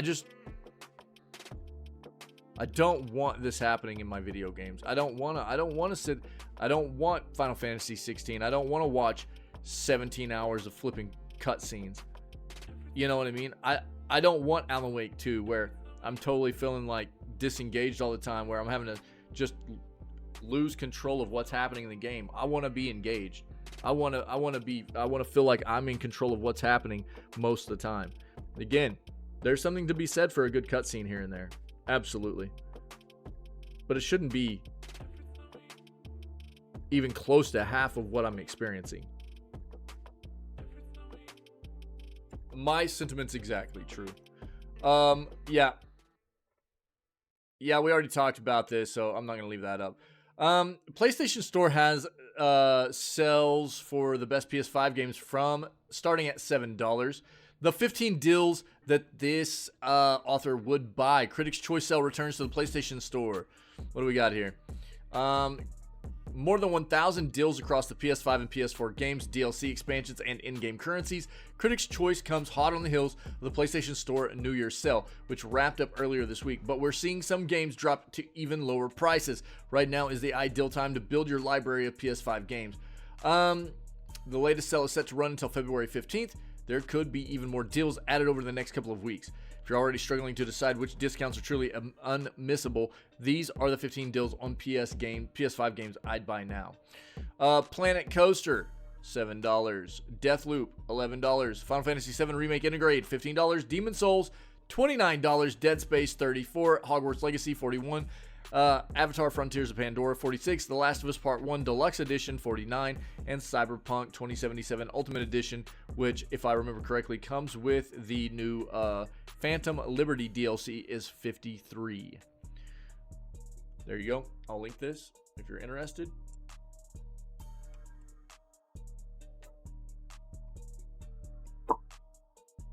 The video games industry still has a quality to price problem. Let's see what they... Dude. Laura. Polly Laura. I mean, it doesn't get hotter than that. Am I right? Polly Laura.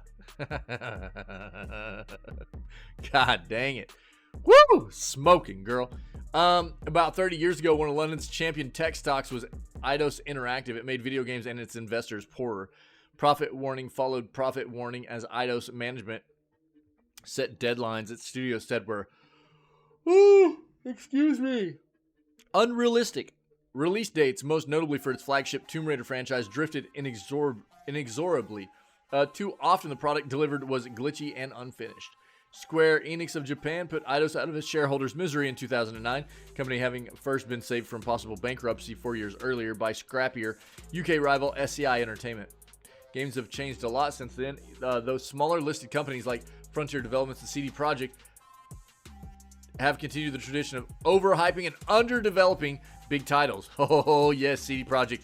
Oh yes. Rent-seeking is the model preferred by the big players. Electronic Arts, which this week posted quarterly bookings up 1% to the $2.37 billion mark, makes most of its money from content updates and in-game purchases. The essential problem remains, however, which is that new games take ages to develop and make their costs back only occasionally. Moreover, it's getting tougher to break even. An analysis from JP Morgan finds that the capex cost of developing new, I think it's supposed to be Apex, but is capex a word? Of developing new AAA titles has far exceeded revenue growth, particularly in EMEA. Three things are happening. Firstly, every new flagship title needs to mobilize an ever-growing army of developers. JP Morgan calls this a symptom of the feature inflation needed to compete. Secondly, development costs keep rising with relevant capex. It is capex spent per developer up 30% on average from 2019. That's a new term for me. Here's the data for Ubi. Overall, the cost of developing a AAA game has risen approximately tenfold over 15 years. The customer has probably not noticed much. Poor pricing power means the standard storefront price has risen only 17% since 2007, from $60 to $70, JP Morgan finds. You cannot... Is that capital expenditure? Yo, thanks, Ferret. I had no idea. Thanks, buddy. 60 to 70 retail. This is why we have so much monetization in our games, though. Monetization is rampant, right? They want to say, oh, retail has just risen only 17% since 2007. Bull crap, dude. Bull crap. Maybe retail storefront price, but they have been getting their money, son, in many other ways. Find a large share of capex growth is not going to build a larger future pipeline, as is often assumed, but instead is needed just to support the same pipeline as in the past. In the face of competition, says JP Morgan. Points to a steady decline in returns on new titles over the past few years, illustrated below with Ubisoft again. Yo, who do you think's to blame? Look, I'm sorry, dude. Let me summarize the bottom of this, and then we'll talk about it. Selling more units and in-game purchases can help improve AAA economics a bit, but in the latter case, the spend has disproportionately flowed to multiplayer gaming as a service titles like Fortnite and Call of Duty. Its team also notes, in passing, the possibility that generative AI could be a silver bullet for development costs, but specifics remain scarce, as are the legal implications. In the meantime, the bank's thesis is summarized by a chart of Ubisoft's consensus forecast, which for anyone who remembers Eidos might bring back some unpleasant memories. Okay, this is a very short-sighted article. I'm sorry, I don't care. You wanna just look at these numbers and stuff. But here's the thing. What do we see happen with these large, stupid, these companies that have gotten too big for their own pants, as it were, right? They forget how to make good games. So what do? They forget how to make good games. They get caught up in these, unfortunate realities of being bought out by bigger companies. And then they, the initial buyout seems maybe good because they get a bunch of smoke blown up their ass about, what a good opportunity this is for them or whatever. But unfortunately, it's quite often the same situation, right? Whatever the case may be, dude. A lot of these companies get big, and they forget what it means to have, that special kind of charisma and team, the teams behind making great video games. They get locked into this notion of creating the same thing over and over again, and it gets dull. Assassin's Creed. They want to bring up Ubi as a company, you know what I mean? And talk about struggles and stuff. Sorry, bro. Ubisoft has been doing the same thing forever. Right? So, if you want to talk about big AAA companies that unfortunately might be declining because they aren't making enough money on their AAA titles, because what they do is they take a flipping dump truck full of $500 million and they dump it on this, just massive team of developers that they just throw together that have no kind of chemistry together or anything like that. And they're like, oh, hey, make a title. And then, 6 times out of 10, it ends up being a hot piece of garbage. Big surprise, dude. Then you look at the indie industry with games like Pal World or Valheim or, you know, things. I mean, you name it, dude. The list goes on and on and on with these games that have done very, very well with smaller teams. And look, it's not like every AAA company is doing bad stuff. You got Hi-Fi Rush, Shadow dropped last year, did a great job. You know what I mean? At an awesome price point. So there's still companies out there that know what they're doing. But you want to talk about a problem in the industry with, you know, these stupid, massive, incredibly large budget. You can't just say, well, you know, games just aren't making enough money. Part of it is because these companies don't know how to make decent games anymore. And if you're not making a quality, this is what business is. If you're not making a quality product, either on the front of content or performance, you can't expect to make back your money. That's all there is to it. So this is kind of a trash article. I'm sorry.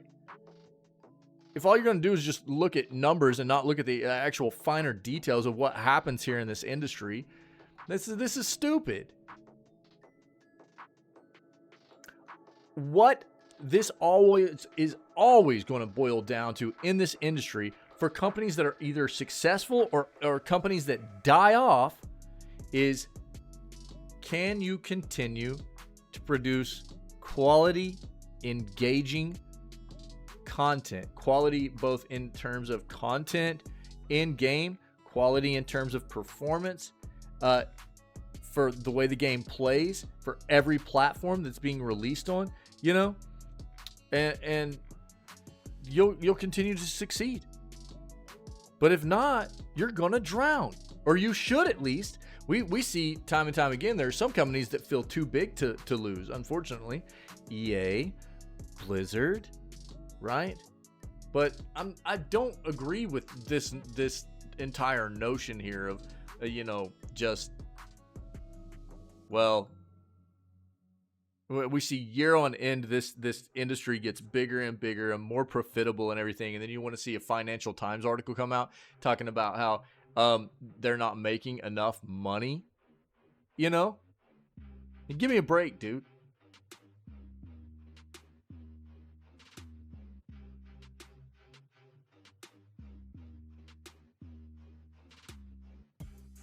Do you say HDMI input or output for a monitor?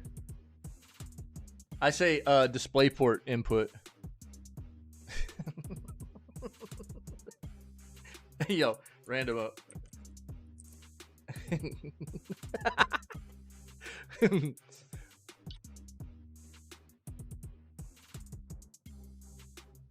What are you doing using HDMI, man?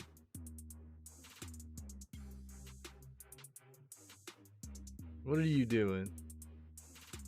Oh, let's go. Ferret using that Harley Quinn in there too. Nice. Dude, our snow's almost finally gone. We had a lot of snow for a long time. For a monitor, it would be, I mean, I consider that an input, you know. For something like a graphics card, it would be an output. You're outputting, you know, a graphics signal, a video signal, you know, so it would be more like an out. Whereas you're putting the signal into a monitor.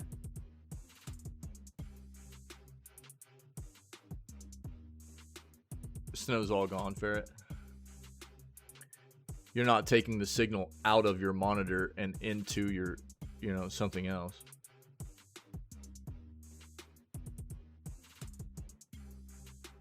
Or you're taking the signal out of your you know, console and into your monitor, so it'd be like an HDMI in, you know. That's how I would explain it. Hopefully that helps, Soup. Snow's all gone. Dude, we had snow. Ours is still here. Most of it's gone. My son's little snow boys he made are all they're melted away. Sad face.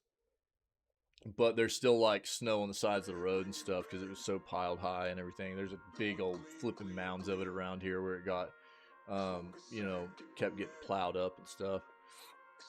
Skate playtest invites are going out. Invites to play the new Skate game are going out ahead of an upcoming playtest. Skate is one of the most respected video game franchises EA has under its belt.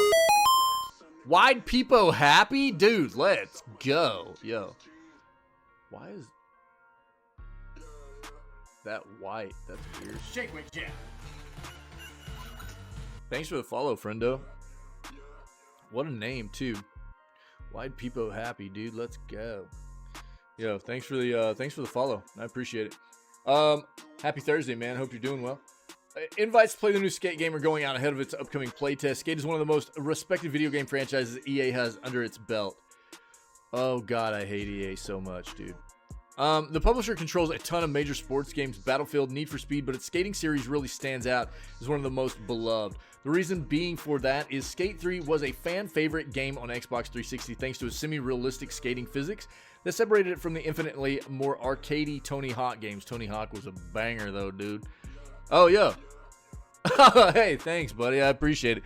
Yeah, man, that's a lot of what YouTube has just always been. You know, I try to do that as more of an outreach program, man, to spread the, you know, this is what we do this every day, dude. We do the news every day before we start playing games, and I got to a point where I was like, man, I want to try to, you know, spread more information about the way I feel about the industry. It's all about promoting a healthier industry for us as consumers and video game enthusiasts, and the YouTube's about really an outreach program also, man, about letting everybody know that we're here and doing this 6 days a week, you know. Yeah, that's awesome. That's cool, man. I'm glad to hear that. Occasionally we get people that come in from the YouTube channel, man, and that means that you know, sometimes that's working, and I love to hear that, man. So welcome in. I'm glad you found us, dude. That's awesome.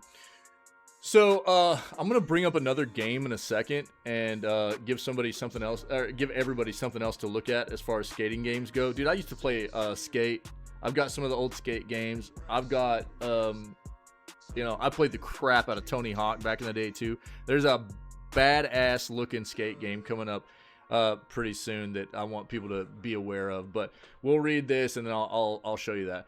The reason being for that is Skate 3 was a fan favorite game on the Xbox 360 thanks to its semi-realistic skating physics that separate it from the infinitely more arcadey Tony Hawk games, but still managed to have outlandish features such as absolutely vile injuries and a game mode that encourages players to hurt themselves as badly as possible. It's been over a decade since Skate 3, and now we have a new entry coming, right? So again, I'm not a fan of EA. I think EA is a pretty scummy gaming developer and publisher, but I want people to have fun playing the games they love, and I understand that EA, you know, their umbrella is huge. They make a lot of games that people enjoy, and so I'm not going to knock people for playing their games. I just want people to understand the kinds of things that EA gets up to, man, and be aware of it, and maybe not support some of the nastier stuff they do if they can keep from it. But I'm not going to knock anybody for playing the games that they love and stuff, you know. According to Insider Gaming, Skate will reportedly have a playtest from February 6th, so we're talking like 5 days from now, to March 19th, making it the longest playtest for the game. The test will be only on PC, and it'll be under a non-disclosure agreement. That means that like you won't be able to post any content, you won't be able to stream it or anything like that. So we won't be getting a lot of news out of this playtest, right? Maybe some leaks from rule breakers, but the playtest likely won't be advertised in the way you'd see a big alpha or beta test for other titles. But if you're interested, I'll link this for you guys, and then I'll show you this other game coming up, man. So this other Skate game that I've been watching for a while is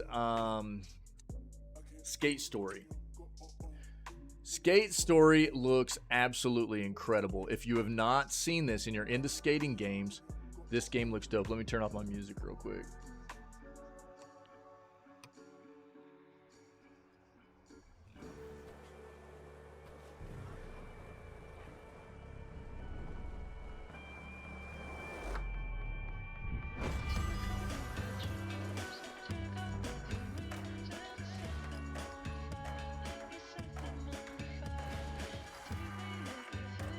Good music vibes too.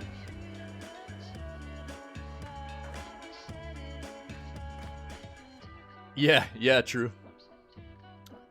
You are a demon, made of glass and pain.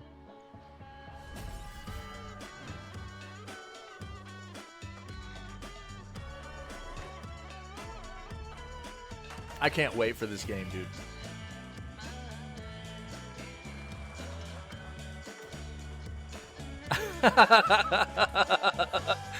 Yeah, dude. On LSD. Yeah, it's super trippy, dude. Super trippy. Yeah.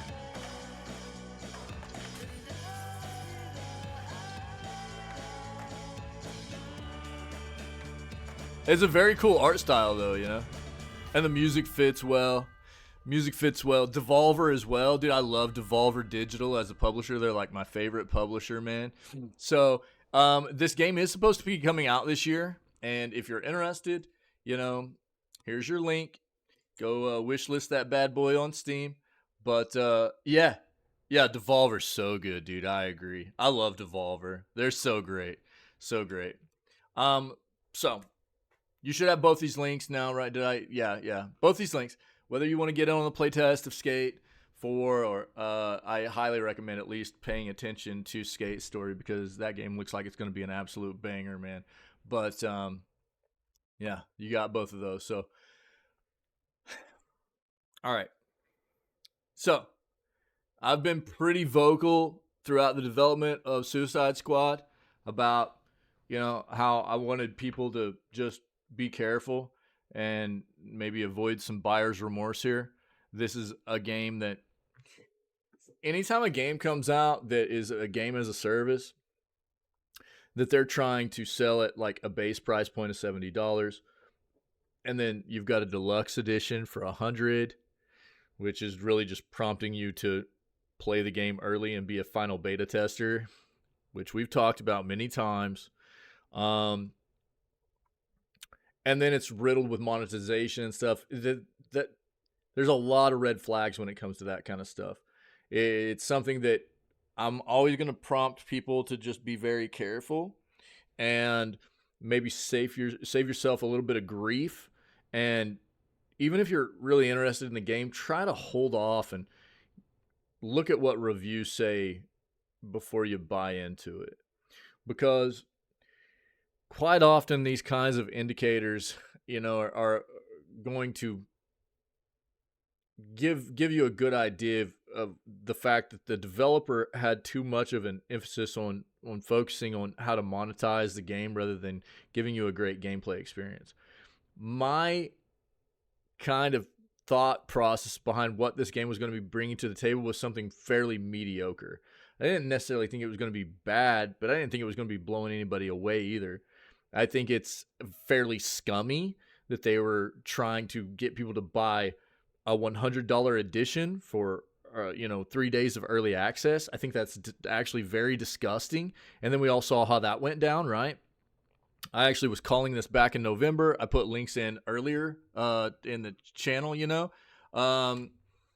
Yeah, Wide Peepo. Yeah, dude. So, I mean, I've got links on the YouTube channel about me calling out this kind of stuff for a while. And then early access hit and, you know, the servers were all jacked. And again, I mean, you're just a final beta tester, dude. It's really gross.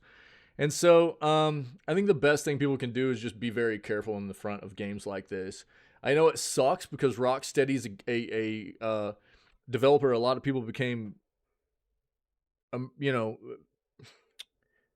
guess kind of in love with, you know, because of the Batman Arkham series. And they really found themselves in line with liking what Rocksteady had been doing. And whether it's something WB pushed them to do or that they wanted to do themselves, it's kind of a bad look, man. There's a bug right now. People are just farming. Nice. Gotta love it. Oh, yo, Wide Peepo. Dude, I quit playing Blizzard games. Blizzard was one of my favorite all-time developers. You know, I grew up. Dude, I've still got my original boxes of, like, Diablo 1, Diablo 2, and Lord of Destruction, all that stuff. Dude, I totally quit playing their games. I won't play their games at all anymore. I'm hoping the Microsoft purchase is going to maybe help turn them around into something at least respectable again, but they'll never be the company that I fell in love with back in the day, you know. Yeah. I stood in line at midnight, dude, and bought Diablo 3. You know, I've got the collector's edition of Diablo 3. I installed it, I played it, and I was so pissed. about what that game was that I uninstalled it and I never played it again. That was my first inkling that Blizzard had turned into something different than what they were in the past for me. And then it was things like, then all the terrible stuff that came out about who they were as a company, their terrible culture, the way they were treating employees, stuff like that. And then, the final thing for me was the Diablo Immortal crap, all that terrible pay to win and stuff. I was like, bro, I'm done. I can't do it anymore. There's no way I'll play another Blizzard game until they turn back around into something decent. It was so gross, man. Just so disgusting to watch it. And it hurts, dude. It hurts us. All of us people that are fans, White people, you belong here, bro. Where's Ferret at? Ferret, every time I talk about this, Ferret be popping off with, don't you guys have phones, dude? Which was funny because, that's one of the reasons I wanted Mike Ibarra out too. Whenever we first heard at the beginning of 2022 that, and I'm sorry, I know I'm getting off topic here a little bit, but when we first heard about Microsoft wanting to buy Activision Blizzard, and, one of the first things I talked about was Bobby Kotick had to be fired. He had to be ousted. I don't know how that fool was still at the top of that company after all that crap that went down at Blizzard Activision the whole time he was there. I don't know how he was still there. And, he had a meeting? Oh, okay, cool. Yeah, all right, my bad. I must have missed it. Dude, every time I bring that up, Wide People, dude, Ferret's always like, don't you guys have phones? But, the other thing was, getting rid of, what's his name that was so heavy into promoting the president of Blizzard. I'm blanking his name right now. But I was like, dude, both those guys have to be ousted. There's no way that those guys can stay at the company. And they did it, too. They got rid of both of them now. So I'm hoping that Microsoft's turning Blizzard back into something decent. But it'll take time to see, It'll take time to see. We'll have to see what happens. But I digress, dude. We'll get back into this a little bit. I don't necessarily expect Suicide Squad to be a bad game. I just don't think it's going to be mind-blowing. I love loot and shoot games. I love, whether it be a first-person or a third-person loot and shoot game, I love loot and shooters. But my issue with this is I felt like they were going to be leaning too hard on, monetization and leaning heavily on a IP that they knew people would buy into, with it being, this universe of Suicide Squad characters, where it was like, it'll generate enough hype to get people to buy into it. And I was afraid of the game being boring, not enough variety in what you were doing as far as the grind, not enough good end game stuff, things like that. And a lot of what we saw early with some of the early playtests that outlets got their hands on were kind of confirming that. And so, again, I've been wrong before. The last notable one for me was like Atomic Heart. I was worried about Atomic Heart, but it came out and apparently was pretty good. And I'll eat my words if I need to. I don't have a problem with that. But I am always going to raise concerns about these games that appear to be getting hyped up by the publishers and developers whenever they don't necessarily seem like they're going to be hitting the mark as far as what they're telling us we're going to be getting, either performance-wise or content-wise, right? And especially if you look at like a track history of a company and they have not done good things in the past, that's a pretty good indicator for me too. Like everybody's all stoked right now, right? Everybody's stoked right now about, Blade 2. Or the Blade game, not Blade 2, but Blade game. And I'm like, how is anybody excited about Blade right now when the last game that Blade's developer, Arcane, made was flipping Redfall? Arcane made Redfall, and now everybody's like, oh, we got a Blade game, and it's another vampire game. How is anybody stoked about that? How is nobody concerned about that? Everybody's just talking about how, Arcane made Deathloop, and Arcane made Dishonored, and yeah, you're right, and those were respectable games. But they made Redfall, which was balls, and nobody wants to talk about that. They just want to talk about how, oh, we just talked about that. We just talked about that too, Wide People. Yeah, we just talked about Deus Ex, you know. Yeah, Embracer's terrible, dog. Embracer's terrible. Yeah, predicting Destiny 2's Destiny. Yeah, no, that makes sense, dude. Yeah, Destiny, we've talked about a lot about Bungie. Bungie's been getting beat up, dude. They used to seem like a pretty good company, and they seem like they've just gotten destroyed. There's a lot of this stuff, but this is why I do what I do, you know? And so let's read about what potentially this review says about Kill the Justice League and see what maybe this review, because we've read other reviews that said that it was fairly mediocre. I think the cutscenes are going to be good. There's going to be some good comedy in it. I don't think that the gameplay is going to be trash necessarily. I just don't think that it's going to be something that is going to be engaging enough and feel fun enough consistently to keep people in there, you know, for what they're wanting this to be necessarily. But let's read this real quick. When you make the greatest trilogy of superhero games ever, talking about Batman Arkham, right? The wait for your next game is going to be excruciating for fans. That's the situation Rocksteady found itself in with Suicide Squad Kill the Justice League. A sequel of sorts to the Arkham game, Suicide Squad is burdened by not only the expectations of those waiting a decade for a new game from Rocksteady, but also the uneasy mood following some less than impressive pre-release showings and an industry-wide live service fatigue. That's why it came as such a surprise that not only is Kill the Justice League far more enjoyable to play than expected, but it also has a genuinely excellent story at its heart and a level of graphical quality that in some scenes is genuinely industry-leading. It's not perfect. There are plenty of live service skin graphs that feel implemented by C-suite suits rather than developers, and a level of repetition in mission. This is what I was worried about. A level of repetition in mission content that is disappointing, but it's far from the legacy-ruining disaster that so many feared prior to launch. Okay. Suicide Squad Kill the Justice League is set in Metropolis, home of Superman, years after the events of Arkham games. Not only are those games canon, the game goes out of its way to explain why Batman is still around following his sticky end at the conclusion of Arkham Knight. Superman's big bad Brainiac is taking over the world and has enslaved several members of the Justice League. With no one to turn to, Amanda Waller, played by the always excellent Deborah Wilson, enlists Harley Quinn, King Shark, Captain Boomerang, and Deadshot to form a not-so-elite fighting team. The catch: if they disobey her, a bomb in their heads will cause their skulls to part ways with their shoulders. An obvious question, and one that's addressed by the game, is how are you going to make 4 characters, 2 of which have no real superpowers, take down the Justice League? And while they have a bit of help from Wonder Woman, the game is forced to come up with 3 fairly similar contrivances as to why Superman is taking damage from your machine gun. Would you be shocked to hear it's kryptonite?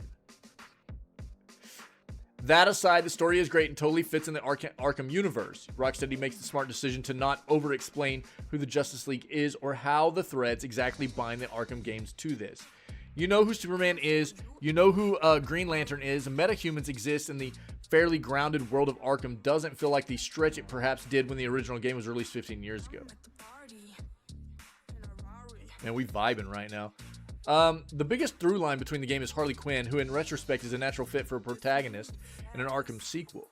Character is mostly the same one that spawned infinite cosplays from the Arkhamverse. She's grown, she's post-Joker. If you're going to play the game single player, which you absolutely can, she's the one we'd recommend focusing on. When it comes to the game's sense of humor, mileage may vary. It's a much funnier game than we expected, while we feel it sits just before the Borderlands event horizon of equipping to the point of bleeding ears. Your tolerance may be lower. Crucially, it feels like the decision was made to make the team a bunch of lovable losers rather than edgy, which was the correct one. Tonally, it's far closer to James Gunn's campy Suicide Squad rather than David Ayer's Cathouse Rejects interpretation of the group. That's good.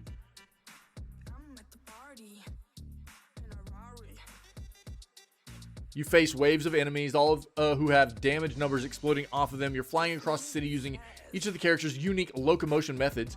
Yep. Shooting feels great, if not very technically challenging. Huge numbers of enemies, so they all go down rather quickly. Mechanic wherein using a melee attack on an enemy will recharge your shield, but we found that we didn't need to rely on it. The game's weapons are where the strange remnants of a Half-Life service ambitions. There are several different tiers of loot, however. You're given legendary weapons so quickly that 4 of the tiers below it instantly become irrelevant. That feels bad. There's no sense of buildup in loot whatsoever. Oh, God. Then fairly soon after, you're given special weapons based on other DC characters, which serve as in-game loot. Feels like you could easily cut out half of the loot rarities, not affect the game. It means that when stuff drops from enemies, there's no incentive to look at it because you probably already have something great. You're about to go up an entire tier during the next mission. That feels terrible, dude. For a loot and shoot game, that feels bad.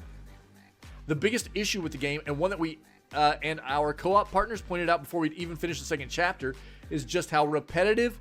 This is what I was worried about. How repetitive and short the missions are. Largely, you're sent to an area to clear out some baddies, either shut down a battery or shoot something big and purple. Not only is that pretty dull, it's also what you're doing on the side missions too, meaning that beyond some character dialogue, nothing about the main story missions feel main. The missions are also incredibly short. More than once we finished a mission before our partner could even get the mission area. There are a few unique highlights like a brilliant Batman-themed mission near the start, but these are few and far between. The amount of times you have to do some variation of defending a truck as it scoots along a preset path is maddening. Feels like it was decided these missions had to fit anywhere on the map, and thus the actual objective couldn't be too tied to where you are or what you're doing. They almost feel like Destiny strikes quick, no-thought excursions to try out your new weapons on the way to do something bigger. The issue is that something bigger never really materializes, which is a shame from the studio behind classics of the genre like the Scarecrow missions of the Arkham days. Pretty good looking game apparently. Facial animation genuinely industry leading. So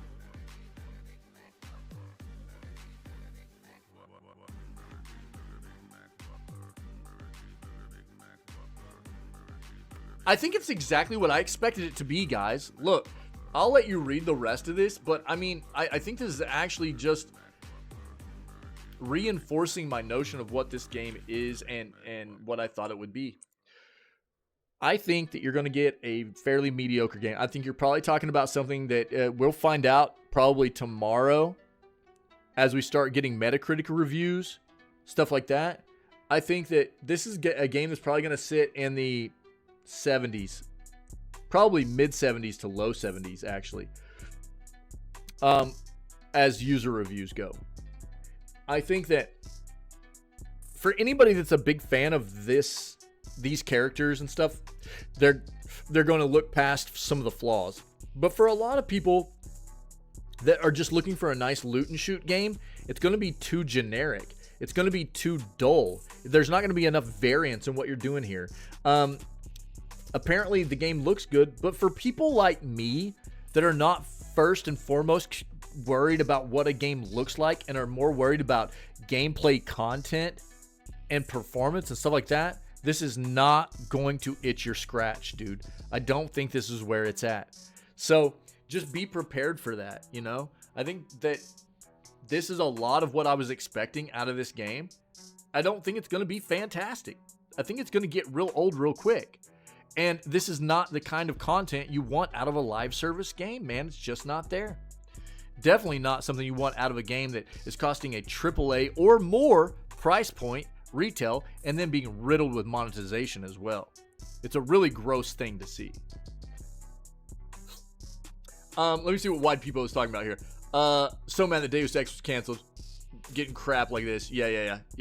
Dude, we just touched on the Deus Ex stuff with Embracer. Embracer is disgusting, dude. I've talked about Embracer so much, dude. And I know that, you know, I never took a dive into the Deus Ex games, but I know a lot of people have. A lot of people have, and a lot of people love Deus Ex. And they were like 2 years into that project. Bro, I mean, Embracer is just obliterating everything underneath them. They are shuttering everything. They're firing everybody. And it is gross to watch, you know.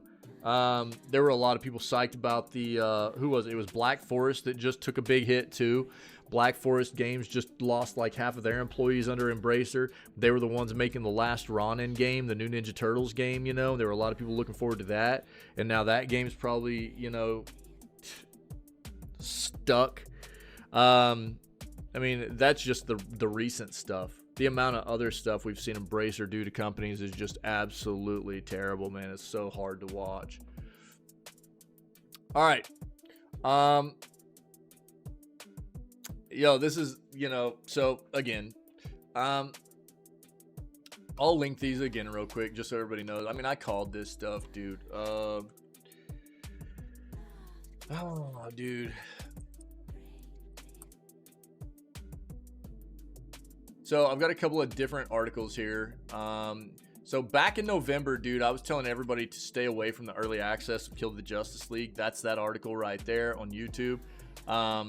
Back in November, we found out this game was going to be $100 for 3 days of early access, which I'll say it now. I said it back then. That's what that article is right there. What's up, Tinwin? Said it back then in November, and I said, I've been saying it all the way up until the early access hit.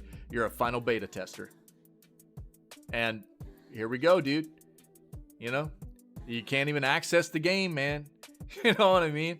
So I tried to warn people, and this is basically, you know, I don't like to be this person either, but this is basically my I told you so. You know, I told you not to. I mean, this is, I know there are a lot of people that have buyer's remorse right now because of this. And, you know, the reason it's not like I can predict the future or anything. The reason this happens all the time. This is a gross mechanic that every publisher almost anymore tries to do to us on especially the big hype games and stuff. You know what I mean? It absolutely should have. You know what I mean? Absolutely should have. So I don't know. I think here's the thing. The thing is, there's always still going to be an amount of people that don't refund, and they still make that extra money off of it, even if the even if it's early access is balls. You know what I mean? And the thing that sucks is, like, if people don't quit buying into these stupid mechanics, that they just are going to keep happening. You know what I mean? And dude, how many times do these early access periods happen before a game's full release? And that's literally all you are. You're just a final beta tester, dude. You know what I mean? Whether it be server issues, can't access the game, you're queued up waiting for hours before you can get in and actually play the game, and then you get booted because, you know what I mean, connectivity issues, and then you're queued up again forever, or the game breaking bugs and stuff like that. You're a final beta tester, dude. You know what I mean? There's just no point in buying into these stupid, and it's like, oh, they're going to give you a couple of skins, they're going to give you 3 days early access. It's not worth it. All it does is exacerbate an issue that we all deal with as consumers in this industry, really. You know? It's really, really gross. And I call it, I called it on this one. I was trying to save people a little bit of, you know, guff, a little bit of heartache and buyer's remorse on, you know, this game shouldn't have even been $70 retail with as much monetization was in it. I'm sorry. It shouldn't have even been $70 for the base edition, but especially $100 for an early access version, you know, deluxe edition. That's pretty disgusting, man. So I've been trying to warn people about this, and it feels bad, but I mean, I called it, dude. Suicide Squad's £100 or $100 early access edition goes offline again. Like, hardly anybody's been able to play this, man. Kill the Justice League has been taken offline for the second time in 24 hours. So this was actually published on 30 January, right? So we were not streaming yesterday. I'm bringing this up because this was a shot to me from a community member, and I think it was actually Soup. So Soup, thank you for this. But basically the first 2 days I know were fairly limited on anybody being able to get in and play this game that had bought into this early access version, you know. Suicide Squad is technically out as a full release tomorrow, right? but early access was included in its deluxe edition, which costs £100 or $100 and was accessible 3 days early. As of 11:22 a.m. on 30 January, Rocksteady announced a schedule of maintenance for Suicide Squad beginning at 11:30 a.m. The game will be offline until maintenance has been completed. The developer stated with no estimate of when it will be back online. Suicide Squad was also pulled offline yesterday, within 1 hour of its early access launch period, beginning in Australia after players began logging in for the first time only to find the game's story was already completed. Maintenance to fix the issue was projected to take several hours, rendering the game unavailable. As at the time of writing, players are reporting that servers for the game are now back online. Eurogamer is unable to verify this ourselves as we are yet to get access to the game, which is why you'll notice the absence of our Suicide Squad Kill the Justice League review on the site. Yeah, so that was another thing that was kind of becoming big news as this game has been quickly approaching its full release date. They were not giving any review sites review codes for the game, review copies of the game. And I said this last week or earlier this week. I mean, there's only one reason why that would be. There's only one reason why a publisher or a developer would not want review sites reviewing their game. Because they do not trust their product. If you don't trust your product, you're not going to be giving copies for review sites to review, because if they push out a bad review for your game, then people aren't going to buy it. That's the only reason I can think of why they would not push out copies of this to review sites. If anybody else can give me a good reason, please let me know. But they weren't giving anybody any review copies, so I don't know what else to think there, really. Yo, this is from Tinwin right here, so let's discuss this. By the way, I have an article that just went public this morning as well that Tinwin had shot me previously, which was us talking about the companion system for Avowed. Yeah, that's the only one for me too, Wide Peepo, yeah. So we talked about the companion system in Avowed, which Tinwin also sent me. And, you know, I've got an article up talking about that. That went live this morning on YouTube. But you can take a look at that if you're not familiar. Asked once again about pillars. Let's turn this down just a bit. That music might be a little bit loud. Let's go with that. There we go. Asked once again about Pillars of Eternity 3, Obsidian RPG veteran Josh Sawyer shares what Baldur's Gate 3 features he'd like to riff on. Points to Baldur's Gate 3's movement as a standout feature. Obsidian studio Josh Sawyer has revealed which features from BG3 he'd love to riff on and transplant into a theoretical Pillars of Eternity.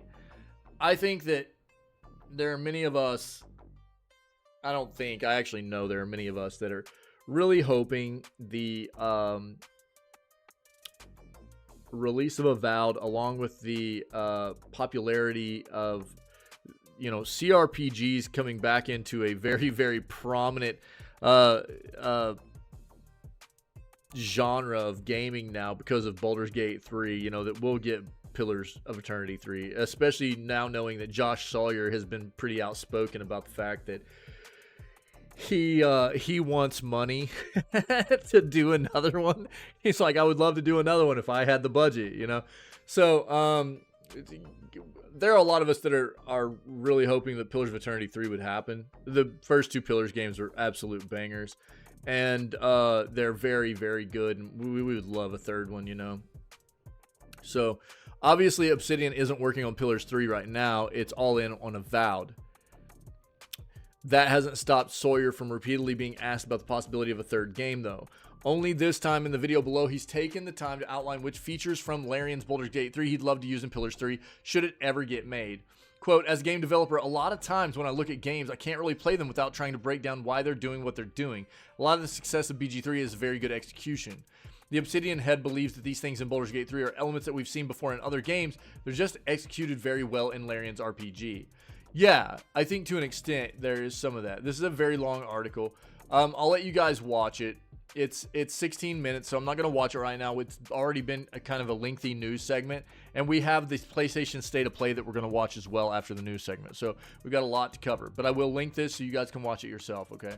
The things, quote, the things that I think do stand apart in BG3 that I'd like to incorporate into a party-based fantasy game are movement. The way movement works and the jumping, the ability to fly, basically to be able to move through the terrain, and more than just walking around.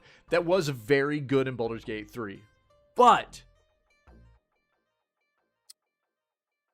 good God, having to micromanage party members was terrible. So, these kinds of things are great. Jumping, flying, all of this kind of stuff in Baldur's Gate 3 was phenomenal. It really was. It was very good. But the jumping and the flying and things like that made the ability of, whether it be summons or other party members, anything like that, their ability to follow you after you had done those kinds of things, like jumping to other locations or flying to other locations, it was terrible.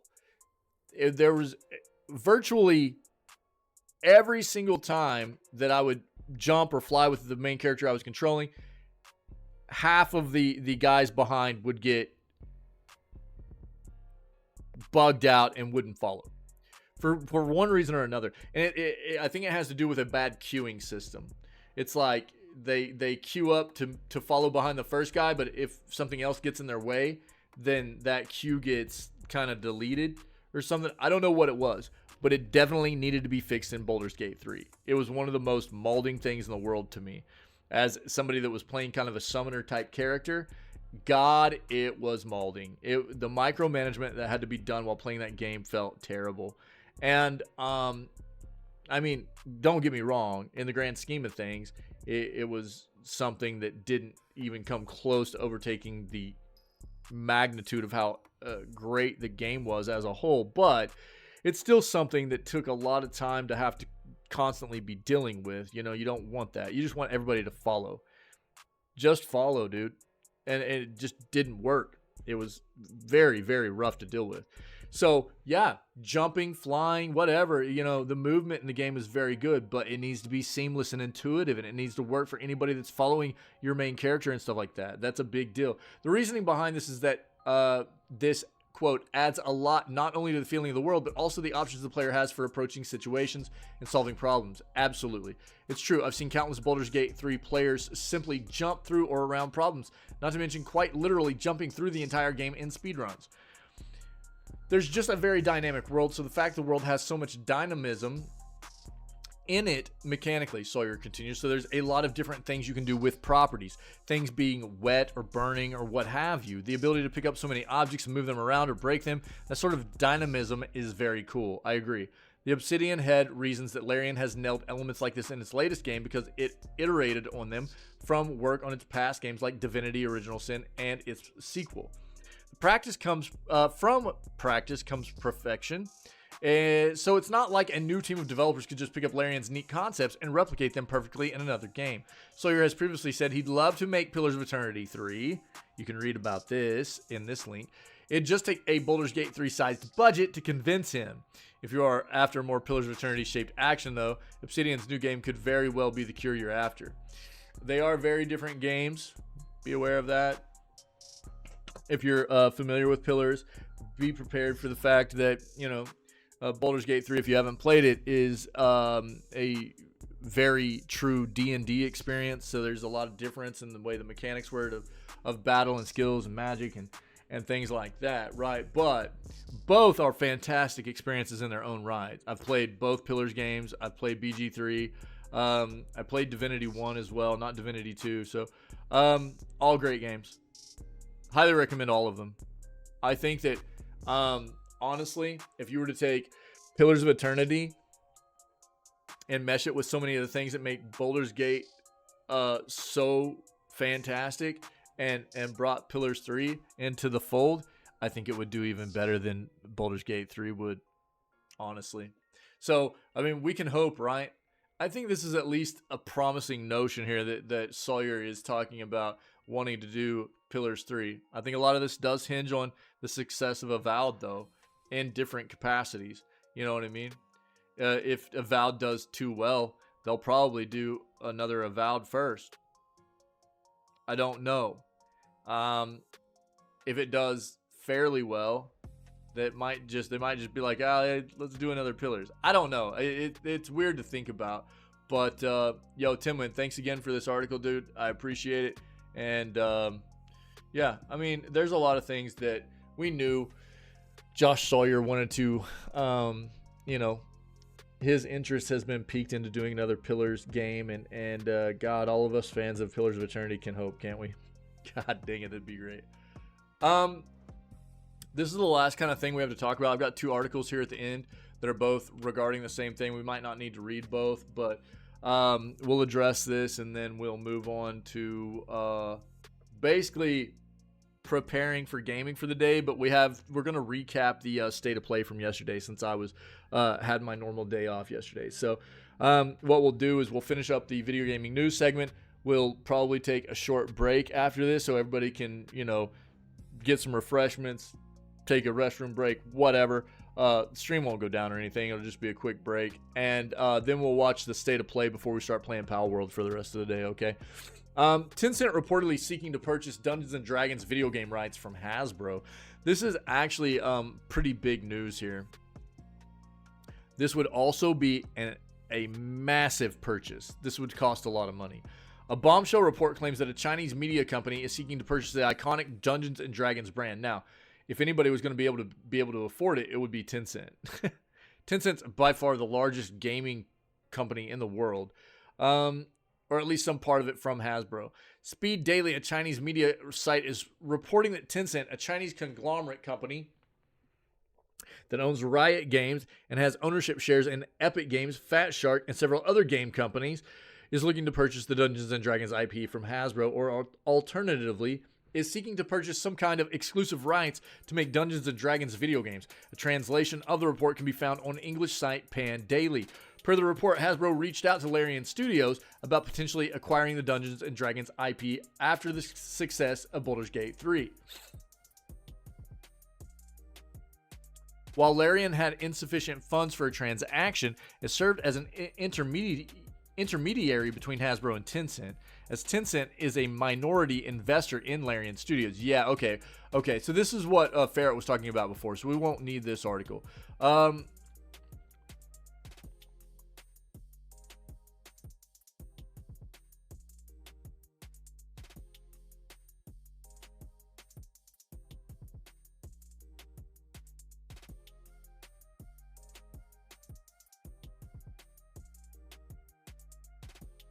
The report notes that Hasbro is pursuing the acquisition because of the company's recent struggles, which has led to operating losses and job cuts across the company. While the report appears legitimate,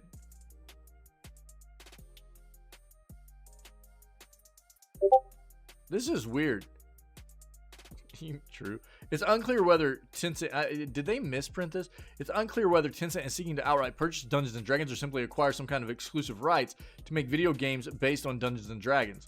The report notes that IEG Global, a subsidiary of Tencent, is seeking to acquire a series of rights, including adaptation rights for Dungeons & Dragons. The report also notes that Tencent has struggled with licensed IPs in the past, including high copyright fees, long-term revenue sharing, and restrictions from the IP owner. Tencent may be pursuing the purchase of a master license for Dungeons & Dragons to clear some of those hurdles and pursue more high-profile video games like Baldur's Gate 3. There appears to be some ambiguity to what exactly Tencent is seeking, given the report's focus on the video game rights. Tencent's typical course of business is to purchase ownership in a game studio as opposed to purchasing IPs outright.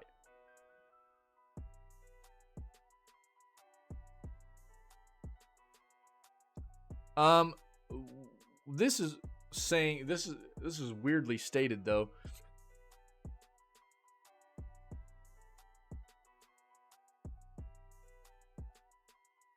Okay, yeah.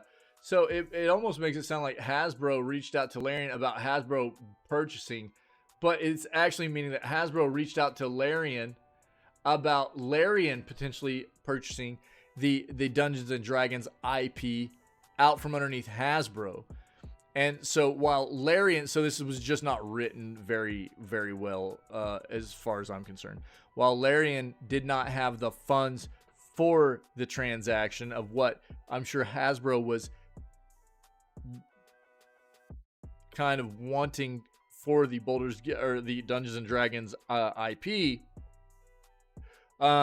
they were able to serve as an intermediary between Hasbro and Tencent, because Tencent is a minority investor in Larian Studios, right? Because while Larian is a independent studio, they are publicly traded, right? So Tencent does own an amount of stock in Larian, right? So that's the way that went. The way I read it the first time, because the way it was written, it had me thrown off. But that's interesting to know, man. And I wonder what that would go for.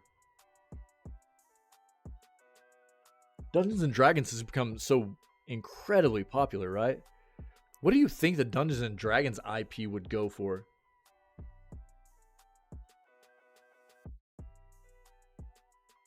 That's an interesting thought. It's an interesting thought. All right, man. That's the news, guys. That's the news for today. February 1st. Woo! Yo, like I said, I've got some of the past week's video gaming news segments and some of the more important sections or articles that we covered over last week's video gaming news segments up on YouTube. So if you guys want to go take a look, they are out there, okay? Yeah. We're going to get ready to go watch the State of Play VOD from yesterday because we missed it, because Wednesdays are my normal down day. But we're going to watch that, and then we're going to play Power World for the rest of the day. Cool. So thanks to everybody that was here and a part of our news segment. If anybody is hanging out that is not familiar, or maybe watching this after the fact as a VOD that's not familiar with what we do, we stream 6 days a week, every day but Wednesday. We're live at roughly 6 a.m. CST CDT. We always begin with video gaming news, trying to stay current with what's going on in the industry. Try to promote a healthier industry for us as consumers and video game enthusiasts. And, then we move on and play games for the rest of the day, okay? So if you're digging this, or, we've got any of our other content, I tried my best to make sure that I've got most of our content on the Twitch channel in playlists, as well as the YouTube channel in playlists. It can be funny clips and highlights, playthroughs we've done, the video gaming news segments, you name it.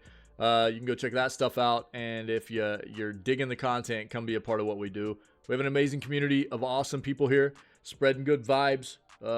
Video games brings us together, obviously, but we just got a lot of amazing people here. Try to be a community about being welcoming, uplifting, taking care of one another, void of toxicity and negativity and stuff like that, and just having a good time, man. So if you can dig it, you're about spreading good vibes, come be a part of what we do when we're live, okay? Other than that, stay healthy, stay safe, be kind. I'm not going anywhere. We got spooters all over my face. Let's go. We like spooters too, so if you dig spooters, come be a part of Spooter Stream. But I'm going to run us an outro for the news segment real quick. Stream's not going down. I'm not going anywhere. As soon as the outro is over, we'll start getting ready for the rest of our day's content, okay? I'll be right back.